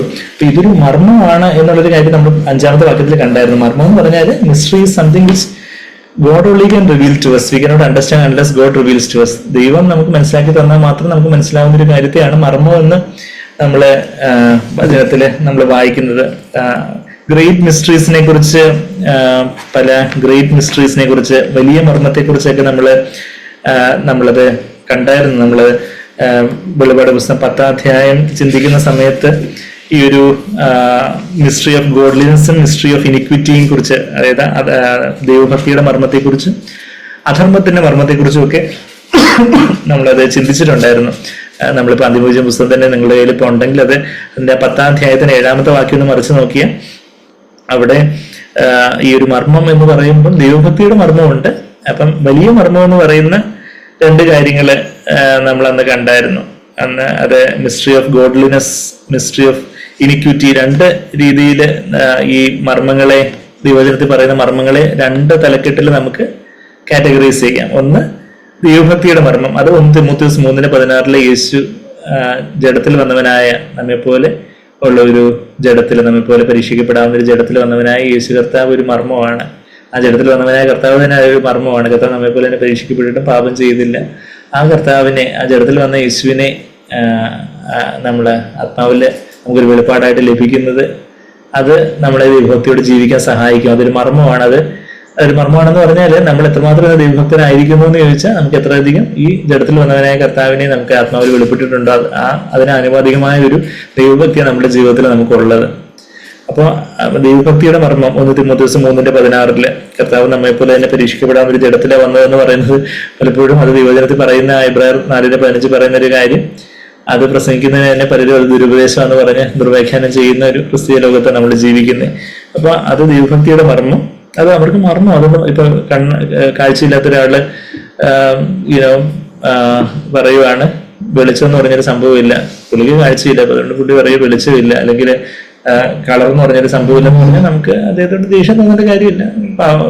കാഴ്ചയില്ലാത്തതുകൊണ്ട് പറയുന്നത് കാഴ്ച കിട്ടുമ്പോൾ മനസ്സിലാവുമല്ലോ എന്ന് നമ്മൾ ചിന്തിക്കും എന്ന് പറയുന്ന പോലെയാണ് മർമ്മം. അത് ദൈവം തന്നെ വെളിപ്പെടുത്തിയാലേ മനസ്സിലാവത്തുള്ളൂ. അപ്പം യേശു കർത്താവ് ഏകരക്ഷകൻ എന്നുള്ളത് നമുക്ക് മനസ്സിലായി, ദൈവം വെളിപ്പെടുത്തി തന്നു. എന്നാൽ എത്രയോ പേർക്ക് അത് വെളിപ്പെടാതെ ഇരിക്കുന്നു എന്ന് പറയുന്നത് പോലെ ദൈവഭക്തിയുടെ മർമ്മമാണ് ആ ഒരു ജഡത്തിൽ വെളിപ്പെട്ടവനായ യേശു എന്ന് 1 തിമോഥെയോസ് 3:16 അത് ഗ്രേറ്റ് മിസ്റ്ററി, വലിയ മർമ്മം. ഈ മർമ്മം വലിയത് എന്ന് പറഞ്ഞ് നമ്മളവിടെ വായിക്കുന്നു. പിന്നെ ഒരു വലിയ മർമ്മത്തെ കുറിച്ച് എഫേസർ 5:31-32 ക്രിസ്തുവും കാന്തയായ സഭയും അവരെ ഒന്നായി ചേരുന്നു. പുരുഷൻ അപ്പനമ്മനെയും വിട്ട് ഭാര്യയോട് പറ്റിച്ചേരും. ഈ മർമ്മം വലിയത്, അത് ക്രിസ്തുവിനും സഭയും തമ്മിലുള്ള മർമ്മമാണ്. പുരുഷൻ ഭാര്യയോട് ശരീരത്തിൽ ഒന്നാകുമെന്ന് പറയുന്നത് പോലെ യേശു കർത്താവ് തന്റെ ആത്മകാന്തയായ സഭയോട് ആത്മാവില് ഒന്നായി ചേരുന്നു. കർത്താവിനോട് ഒരേ ആത്മാവ് ആയി കർത്താവിനുള്ള ഒരു ആഴത്തുള്ള ഒരു കൂട്ടായ്മ, അതൊരു മർമ്മമാണ്, അതൊരു വലിയ മർമ്മമാണ് നമുക്ക് പറയാം. എന്നാൽ അത് അനുഭവിക്കുന്നവർക്കാണ് അതിന്റെ ഒരു വലിയ സന്തോഷവും വിടുതലും. ആ ഒരു കർത്താവിനോട് ഒരു നിർമ്മലമായ ഒരു സ്നേഹബന്ധം, ഒരു നിർമ്മലമായ ഒരു പ്രണയബന്ധം, കർത്താവിനോടുള്ള ഒരു ആത്മമണവാളിനോട് എന്നുള്ള ഒരു ബന്ധം, അതൊരു വലിയ മർമ്മമാണ്. അത് ഏറ്റവും സന്തോഷമുള്ള ഒരു കാര്യമാണ് നമ്മളുടെ ജീവിതത്തിൽ. എന്നാൽ അത് അനേകർക്ക് മറഞ്ഞിരിക്കപ്പെടുന്ന കാര്യം. പലരും ഇന്ന് യേശുവിനെ പിൻപറ്റുന്നത് എന്താ, സൗഖ്യം കിട്ടാനോ, രോഗസൗഖ്യം കിട്ടാനോ, കടം മാറാനോ, ജോലി കിട്ടാനോ, അത് കിട്ടാനോ, ഇത് കിട്ടാനോ, എന്തെങ്കിലും ഭൗതികമായ നേട്ടങ്ങൾക്ക് വേണ്ടി ഒരുപാട് പേര് ഇന്ന് യേശുവിനെ പിന്തുടരുന്ന കാര്യം. ഇന്ന് ഓരോ ഇടങ്ങളിലൊക്കെ പോയി അവര് എന്തോ വ്രതങ്ങൾ എടുക്കുന്നു, എന്തോ ഉടമ്പടി എടുക്കുന്നു, അങ്ങനെയൊക്കെ പറയുന്ന പല കാര്യങ്ങളൊക്കെ നമ്മൾ കേൾക്കുന്നുണ്ട്. അപ്പം അങ്ങനെയൊക്കെയുള്ള ചില ഇന്ന് യഥാർത്ഥത്തിൽ യേശുവിനെ അറിഞ്ഞ് കർത്താവുമായിട്ടുള്ള ആ ഒരു അതുപോലൊരു ഓഫ്കോഴ്സ് അന്വേഷിക്കുന്നവരായിട്ടുള്ള അനേകര് അതുപോലുള്ള പലയിടങ്ങളിലൊക്കെ പോയി കർത്താവിനെ കുറിച്ച് അറിയുന്നു. പിന്നെ അവർ അതൊക്കെ വിട്ട് കുറച്ചുകൂടെ ആഴത്തിലേക്ക് വരുന്നു. ഇപ്പം തന്നെ കോട്ടയിലൊക്കെ പോയി രക്ഷിക്കപ്പെട്ട എത്രയോ പേരുണ്ട്. എന്നാൽ അതിനുശേഷം അവര് അവിടുത്തെ വ്യർത്ഥമായിട്ടുള്ള പാരമ്പര്യങ്ങളൊക്കെ വിട്ട് അവര് സത്യമായിട്ടുള്ള കൂട്ടങ്ങളിലേക്കൊക്കെ മാറി അവർ വളരുന്ന എത്രയോ നല്ല സഹോദരങ്ങളുണ്ട്. അപ്പം ദൈവം പലരെയും പല മുഖാന്തരങ്ങളായിട്ട് ഉപയോഗിക്കുന്നു. നമ്മളാരെയും കല്ലെറിയാനല്ല, കർത്താവിനെ എവിടെയെങ്കിലും പ്രസംഗിക്കുന്നുണ്ട്, യഥാർത്ഥത്തിൽ പ്രസംഗിക്കുന്നുണ്ടെങ്കിൽ നല്ല കാര്യം. എന്നാൽ പലയിടങ്ങളിലും യഥാർത്ഥത്തിലുള്ള കർത്താവ് മറ്റൊരു യേശുവിനെയും മറ്റൊരു ആത്മാവിനെയും മറ്റൊരു സുവിശേഷമൊക്കെയാണ് പ്രസംഗിക്കപ്പെടുന്നത്. ഇപ്പൊ അതിനെക്കുറിച്ച് നമുക്ക് സന്തോഷമില്ല. എന്നാൽ യഥാർത്ഥത്തിൽ യേശുവിനെ വേറെ ഏതെങ്കിലും മോട്ടീവോടുകൂടി ആരെങ്കിലും പ്രസംഗിച്ചാലും സന്തോഷിക്കുന്നുവെന്ന് ഫിലിപ്പിയർ 1:12 മുതലുള്ള വാക്യങ്ങളിൽ പൗലോസ് പറയുന്നത് പോലെ യഥാർത്ഥത്തിൽ ക്രിസ്തുവിന്റെ സുവിശേഷം പ്രസംഗിക്കപ്പെടുന്നതിൽ നമുക്ക് സുവിശേഷം എന്ന വ്യാജ സുവിശേഷം പറയുന്നതിനെതിരെ നമ്മൾ ആ കാര്യങ്ങളൊക്കെ നമ്മളങ്ങ് തുറന്നു പറയുന്നു. അപ്പൊ അപ്പൊ ദൈവഭക്തിയുടെ മർമ്മത്തിന്റെ 3 പാർട്ട് നമ്മൾ കണ്ടു. ആദ്യത്തെ 3 പാർട്ടിനെ കുറിച്ച് നമ്മളവിടെ നമ്മൾ അന്തിമോചന പുസ്തകത്തിൽ നമ്മളത് വായിച്ചത്. ഇപ്പൊ മർമ്മം എന്നുള്ള വാക്ക് ഇവിടെ വന്നതുകൊണ്ട് ഞാൻ ദൈവവചനത്തിൽ മർമ്മം എന്നുള്ള പല കാര്യങ്ങളും നമ്മൾ കണ്ടിട്ടുണ്ടായിരുന്നല്ലോ. അപ്പൊ അതൊന്ന് ജസ്റ്റ് ഒന്ന് ക്വിക്കായിട്ട് റിവൈസ് ചെയ്യാൻ വേണ്ടി ഞാൻ അങ്ങോട്ട് പോയത്. അതായത് വെളിപ്പാട് 10-ാം അധ്യായത്തിന്റെ 7-ാമത്തെ വാക്യത്തിൽ അവിടെ ഒരു മർമ്മം എല്ലാം പ്രവാചകന്മാരോട് അരുളി ചെയ്ത കാര്യങ്ങളൊക്കെ ആ മർമ്മമെല്ലാം ദൈവത്തിന്റെ മർമ്മമെല്ലാം അത് നിവൃത്തിയാകും എന്നുള്ളൊരു കാര്യം അവിടെ നമ്മൾ വായിക്കുമ്പോൾ ആ മർമ്മത്തെക്കുറിച്ച് പല കാര്യങ്ങളും നമ്മൾ കണ്ടായിരുന്നു. അപ്പൊ 1 തിമോഥെയോസ് 3:16 എഫേസ്യർ 5:31-32 വാക്യങ്ങളിലും ആ ദൈവഭക്തിയുടെ വലിയ മർമ്മങ്ങളെ കുറിച്ച് നമ്മൾ വായിച്ചു. പിന്നെ 1 Corinthians 15:51-52 വാക്യങ്ങളിൽ കർത്താവിന്റെ വരവെങ്കിൽ നമ്മൾ കണ്ണും വയ്ക്കുന്ന നേരത്തിൽ രൂപാന്തരപ്പെടുന്നത് ഒരു മർമ്മമാണ് എന്നുള്ളൊരു കാര്യം. അതൊരു വലിയ മർമ്മം എന്ന് പറയുന്നില്ല, അതൊരു മർമ്മമായിട്ട് 1 Corinthians 15:51-52 വാക്യങ്ങളിൽ നമ്മൾ വായിക്കുന്നുണ്ട്. പിന്നെ അധർമ്മത്തിന്റെ മർമ്മത്തെക്കുറിച്ചാണ് നമ്മൾ 2 Thessalonians 2:7 നമ്മൾ വായിക്കുന്നത്. ദൈവഭക്തിയുടെ മർമ്മം തന്നെ ഈ ജഡത്തിൽ വന്ന് താഴ്ത്തിയവനായ യേശു ആണെങ്കിൽ അധർമ്മത്തിന്റെ മർമ്മം എന്താ? തന്നെ ഉയർത്തുന്ന എതിർ ക്രിസ്തു ആണെന്നാണ് നമ്മൾ 2 Thessalonians 2:7 വാക്യത്തില് യേശു ജഡത്തിൽ വെളിപ്പെട്ടു, എന്നാൽ സാത്താൻ ജഡത്തിൽ വെളിപ്പെട്ടതാണ്. ദൈവം ജഡത്തിൽ വെളിപ്പെട്ടത് യേശു കർത്താവാണെങ്കിൽ സാത്താൻ ജഡത്തിൽ വെളിപ്പെട്ടതാണ് എതിർ ക്രിസ്തു. അപ്പൊ ആ എതിർ ക്രിസ്തു തന്നെ ഉയർത്തുന്ന ഒരു കാര്യം, അത് ദൈവഭക്തിയുടെ മർമ്മമായിട്ട് നമ്മൾ 2 Thessalonians 2:7 വാക്യത്തിൽ നമ്മൾ വായിച്ചായിരുന്നല്ലോ. അപ്പൊ ആ എതിർ ക്രിസ്തു ഒരു മർമ്മമാണ് എന്ന് നമ്മൾ അവിടെ വായിച്ചു. ഇവിടെ ബാബിലോണും ഒരു മർമ്മമാണ്. എതിർ ക്രിസ്തുവിന്റെ കാന്തയാണ് ബാബിലോൺ. അതാണ് നമ്മൾ ഇവിടെ വായിക്കുന്നത്. അതായത് ക്രിസ്തുവിന്റെ കാന്തയാണ് യെരുശലേം. ദൈവം ജഡത്തിൽ വെളിപ്പെട്ടു, അതാണ് യേശു കർത്താവ്. അതാണ് ദൈവഭക്തിയുടെ വലിയ മർമ്മം. യേശുവിന്റെ കാന്തയായ പുത്രൻ യെരുശലേമും അവര് ഒന്നാകുന്നു. ഒരു ദൈവസ്നേഹത്തിന്റെ ഒരു നിർമ്മല ബന്ധം, ഒരു മണവാളൻ മണവാട്ടിയോടെന്നുള്ള ബന്ധത്തിലുള്ള ആ ഒരു സഭ, ആ സഭയുടെ ബിൽഡിംഗ് അപ്പിനായിട്ട്, സഭയുടെ പണിക്കായിട്ട് നമ്മൾ ആ സഭയെന്ന മർമ്മത്തെക്കുറിച്ച് നമുക്ക് ഒരു വെളിപ്പാട് കിട്ടിയ അത് അങ്ങനെയാണെങ്കിൽ മാത്രമേ നമുക്ക് സഭയെ യഥാർത്ഥത്തിൽ വാല്യൂ ചെയ്യാനൊക്കെ ഉള്ളൂ. അപ്പം യേശു സഭയും വലിയ മർമ്മങ്ങളായിട്ട് നമ്മൾ ദൈവഭക്തിയുടെ വലിയ മർമ്മങ്ങളായിട്ട് അവിടെ കാണുന്നു. ദൈവം ജഡത്തിൽ വെളിപ്പെട്ട യേശുവിന്റെ കാന്തയായ സഭയും വലിയ മർമ്മങ്ങളായിട്ട് നമ്മൾ ഇപ്പോ 1 തിമോഥെയോസ് 3:16 2 Thessalonians 2:7 വായിക്കുന്നു. അതുപോലെ തന്നെ എക്സാക്ട്ലി അതുപോലെ തന്നെ അതിന്റെ കോൺട്രാസ്റ്റ് ആയിട്ട് ദൈവജനത്തിന്റെ ആ ഒരു ആക്യുറസി നമ്മൾ കാണുമ്പോൾ ഇത് മനുഷ്യൻ ഒരിക്കലും എഴുതി വെച്ചാൽ ഇതുപോലെ എത്ര ആക്യുറേറ്റ് ആയിട്ട് വരത്തില്ല. ദൈവം ജഡത്തിൽ വെളിപ്പെട്ടത് യേശു കർത്താവാണെങ്കിൽ സാത്താൻ ജഡത്തിൽ വെളിപ്പെട്ടത് എതിർ ക്രിസ്തു. യേശുവിന്റെ കാന്ത സഭ വലിയൊരു മർമ്മമാണെങ്കിൽ എതിർ ക്രിസ്തുവിന്റെ കാന്ത ബാബിലോണും ഒരു മർമ്മമാണ്. അപ്പൊ അത് പക്ഷെ വലിയ മർമ്മങ്ങൾ എന്ന് പറയുന്നില്ല. വലിയ മർമ്മങ്ങൾ എന്ന് പറയുന്നത് ഈ ദൈവഭക്തിയുടെ മർമ്മങ്ങളെയാണ് വലിയ മർമ്മങ്ങൾ എന്ന് പറയുന്നത്. എന്ന് ഈ ആദ്യം പറഞ്ഞ 2 കാര്യങ്ങൾ, 1 തിമോഥെയോസ് 3 ജഡത്തിൽ വെളിപ്പെട്ട യേശു, പിന്നെന്താ കാന്തയാകുന്ന സഭയും വലിയ മർമ്മങ്ങളായിട്ട് പറയുന്നു. എന്ന് ഇത് ക്രിസ്തുവിന്റെ കാന്തയായിട്ടുള്ള ബാബിലോണും മർമ്മങ്ങൾ, മിസ്റ്ററി എന്ന് ദൈവവചനം അത് വിളിക്കുന്നു എന്നുള്ളൊരു കാര്യം നമ്മൾ കാണുമ്പോൾ ദൈവജനത്തിന്റെ ആ ഒരു ബാലൻസ്, ആക്യുറസി ഒക്കെ വളരെ വർണ്ണനാതീതമാണ്. ഇത് ദൈവം തന്നെ പരിശുദ്ധാത്മാവ് തന്നെ എഴുതിയാലേ ഇങ്ങനെ ഇത്രയും ആ കാര്യങ്ങൾ നമുക്കത് കത്തുമ്പോൾ ദൈവാത്മാവ് എത്ര കറക്റ്റായിട്ട് ഈ കാര്യങ്ങൾ എഴുതിയിരിക്കുന്നു എന്നുള്ള കാര്യം കാണുമ്പോൾ നമുക്ക് ഇതിന് ആശ്ചര്യം തോന്നും. അപ്പോൾ ഇത് ദൈവവചനമാണെന്നുള്ള കാര്യത്തിൽ നമുക്ക് പിന്നെ ആർക്കിയോളജിക്കൽ എവിഡൻസോ പുരാവസ്തു ഗവേഷണ തെളിവുകളൊന്നും വേണ്ട. എന്നുവെച്ചാൽ നമുക്ക് ഈ കാര്യങ്ങൾ ആത്മാവിലിത് ഈ ദൈവജനത്തിന്റെ ആ ഒരു കൃത്യത മനസ്സിലാവുമ്പോൾ അത് നമുക്ക് വളരെ ഗൂസ് ബംസ് വരും, രോമാഞ്ചം കൊള്ളും. അതുപോലെ നമുക്ക് സന്തോഷം ഉളവാക്കുന്ന ഒരു കാര്യമാണ് ദൈവജനത്തിലെ ആ ഒരു ബാബിലോണിന്റെ മർമ്മവും യെരുശലേം പുത്തൻ യെരുശലേം കാണുന്ന ഒരു വലിയ മർമ്മം, ബാബിലോൺ ഒരു മർമ്മം, യേശു ഒരു മർമ്മം, യേശു ജഡത്തിൽ വെളിപ്പെട്ട യേശു വലിയ മർമ്മം, സാത്താൻ ജഡത്തിൽ വെളിപ്പെട്ട ഇത് ക്രിസ്തു മർമ്മം എന്നുള്ള കാര്യം നമ്മൾ വായിച്ചത്. അപ്പൊ അത് കഴിഞ്ഞിട്ട് ഇപ്പൊ നമ്മൾ 6-ാമത്തെ വാക്യത്തില് ഇപ്പം വെളിപാട് 17-ന്റെ 6-ാമത്തെ വാക്യം ഇപ്പൊ നമ്മൾ വായിച്ചു കേട്ടല്ലോ. നമുക്ക് അതൊന്ന് എന്താ നമ്മൾ വായിച്ച വിശുദ്ധന്മാരുടെ രക്തവും യേശുവിന്റെ സാക്ഷികളുടെ രക്തവും കുടിച്ച സ്ത്രീ മത്തയായിരിക്കുന്നു. എങ്ങനെ മത്തയായിരിക്കുന്നു?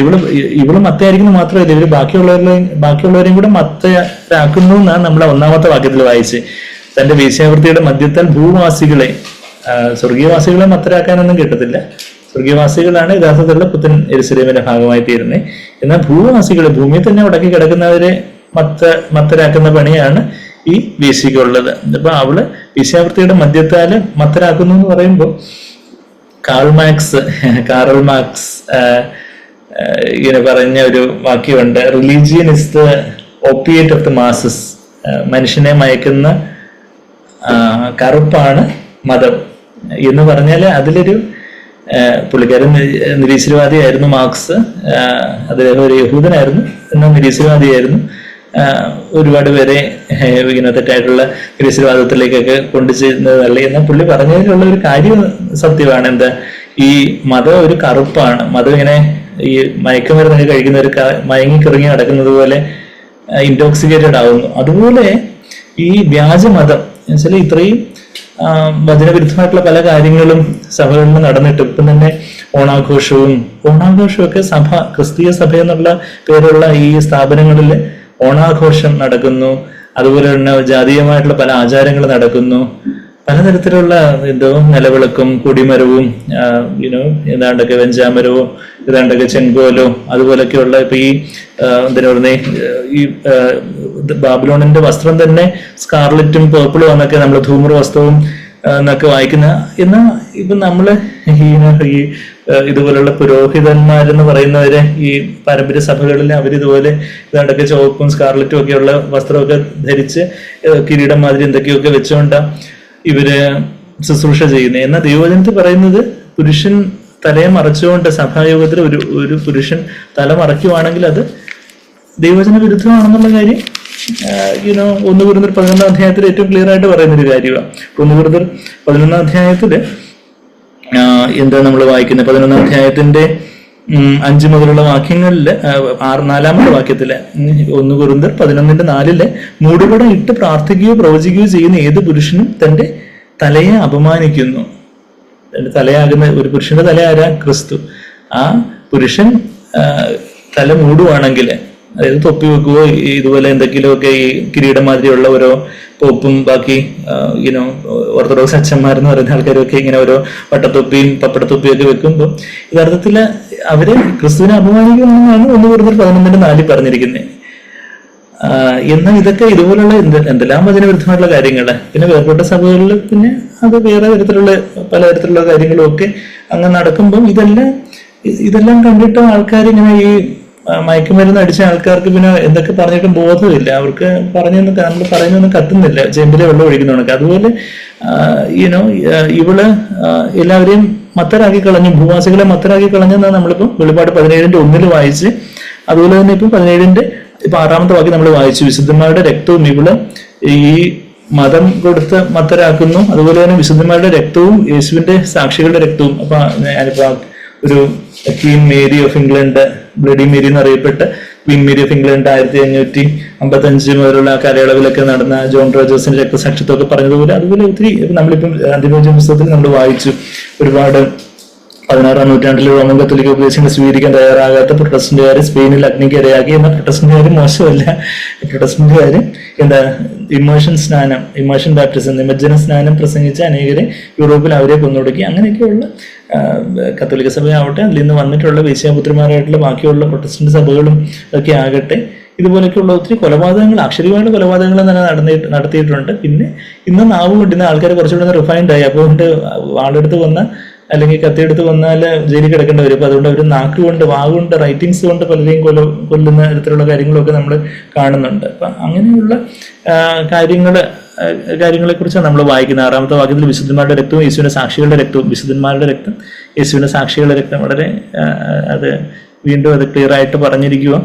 അങ്ങനെ ആ രക്തം കുടിച്ച് അവരെയൊക്കെ കൊല ചെയ്ത സ്ത്രീ മത്തയായിരിക്കുന്നു ഞാൻ കണ്ടു. അവളെ കണ്ടിട്ട് അവള് മത്തയായിരിക്കുന്നത് പോരാഞ്ഞിട്ട് അവൾ ഈ വ്യാജമതം കൊടുത്ത് അവളുടെ ആത്മീയ വേശ്യാവൃത്തി കൊണ്ട്, അതായത് യേശുവിന്റെ പേര് പറഞ്ഞ് ലോകത്തിന് പിന്നാലെ പോകുന്ന ആ ഒരു മയക്കുമരുന്ന് പോലെയുള്ള ആ ഒരു കറുപ്പ് കൊടുത്ത് അവിടെ അനേകരെയും മത്തരാക്കി, ഭൂവാസികളെയൊക്കെ മത്തരാക്കി കളഞ്ഞു എന്നുള്ള കാര്യമാണ് നമ്മളവിടെ വായിക്കുന്നത്. അതുകൊണ്ട് അവർക്ക് ഈ കാര്യങ്ങളൊക്കെ, ഈ മയക്കുമരുന്ന് ഇൻടോക്സിക്കേഷൻ ഉള്ളവരോട് നമ്മൾ പിന്നെ വെട്ടാൻ വരുന്ന പോത്തിനോട് വേദം ഊതിയിട്ട് കാര്യമില്ലെന്ന് പറയുന്നത് പോലെ നമ്മൾ സത്യവേദത്തിന്റെ പല വേദോപദേശങ്ങൾ പറഞ്ഞാലൊന്നും ഇവർക്ക് ഒന്നും കത്തത്തില്ല. ദൈവം തന്നെ അവരോട് കരുണ തോന്നി അവര് കർത്താവിലേക്ക് മനസാന്തരത്തോടെ വന്ന് ദൈവം തന്നെ അവരെ വെളിപ്പെടുത്തിയാലേ കാര്യങ്ങൾ മനസ്സിലാവുള്ളൂ എന്നുള്ള ഒരു തരത്തിലേക്ക് കാര്യങ്ങൾ ഇതിന്റെ ഒരു എന്താ പറയുന്നേ, ഇതിന്റെ ഒരു ചങ്ങലകൾ അത്ര തീവ്രമാണെന്നുള്ള കാര്യം നമുക്ക് അറിയാം. നമ്മളുടെ മാനസികമായിട്ടൊന്നും അവർക്കൊരു വിടുതലില്ല. ദൈവം തന്നെ വിടുവിക്കണം എന്ന അവരെ ദൈവോന്മുഖമായിട്ട് തിരിയാൻ ദൈവം കാത്തിരിക്കുന്നതിനുള്ള അവസരങ്ങൾ കൊടുക്കുന്നുവെന്ന് അവർ തിരിയുന്നില്ലെങ്കിൽ അവര് നിത്യനാശത്തിലേക്ക് പോകുന്നുള്ളൊരു കാര്യം നമ്മൾ ദൈവവചനത്തിൽ വായിക്കുന്നത്. അപ്പൊ അങ്ങനെ മത്തനായിരിക്കുന്നത് ഞാൻ കണ്ടു. അവളെ കണ്ടിട്ട് അത്യന്തം ആശ്ചര്യപ്പെട്ട് എന്തിനാ ആശ്ചര്യപ്പെടുന്നതെന്ന് ചോദിച്ചുകൊണ്ട് താഴോട്ട് 7-ാമത്തെ വാക്യം മുതൽ നമ്മൾ വായിക്കുന്നുണ്ട്. അത് നമുക്ക് അടുത്ത ആഴ്ച ചിന്തിക്കാം. റോമർ 12-ന്റെ 9-ാമത്തെ വാക്യം നമ്മളിപ്പം അന്തിമ പുസ്തകത്തിൽ നമ്മൾ ആ റെഫറൻസ് വായിച്ചിട്ട് അതും കൂടെ അങ്ങ് വായിച്ച് ഞാൻ നിർത്തിക്കോട്ടെ. റോമർ 12-ാം അധ്യായത്തിന്റെ 9-ാമത്തെ വാക്യത്തില് അവിടെ പ്രതികാരം 19-ാമത്തെ വാക്യം റോമർ 12-ന്റെ 19-ാമത്തെ വാക്യത്തില് vengeance is mine I will repay. പ്രിയമുള്ളവരെ, നിങ്ങൾ തന്നെ പ്രതികാരം ചെയ്യാതെ, നമ്മളാരെയും പ്രതികാരം ചെയ്യാൻ പോകരുത്. ദൈവകോപത്തിന് ഇടം കൊടുക്കണം. പ്രതികാരം ആർക്കുള്ളതാ? യഹോവയ്ക്ക്, ദൈവത്തിനുള്ളതാ. ഞാൻ പകരം ചെയ്യുന്ന കർത്താവായിട്ടുള്ള ചെയ്യുന്നു. നമ്മളത് ലേവ്യർ 19-ന്റെ 18 വായിക്കുന്ന കാര്യമാണ്. അവിടെ റോമർ 12-ന്റെ 19 നമ്മൾ കോട്ട് ചെയ്യുന്നതായിട്ട് നമ്മളിവിടെ വായിക്കുന്നത്.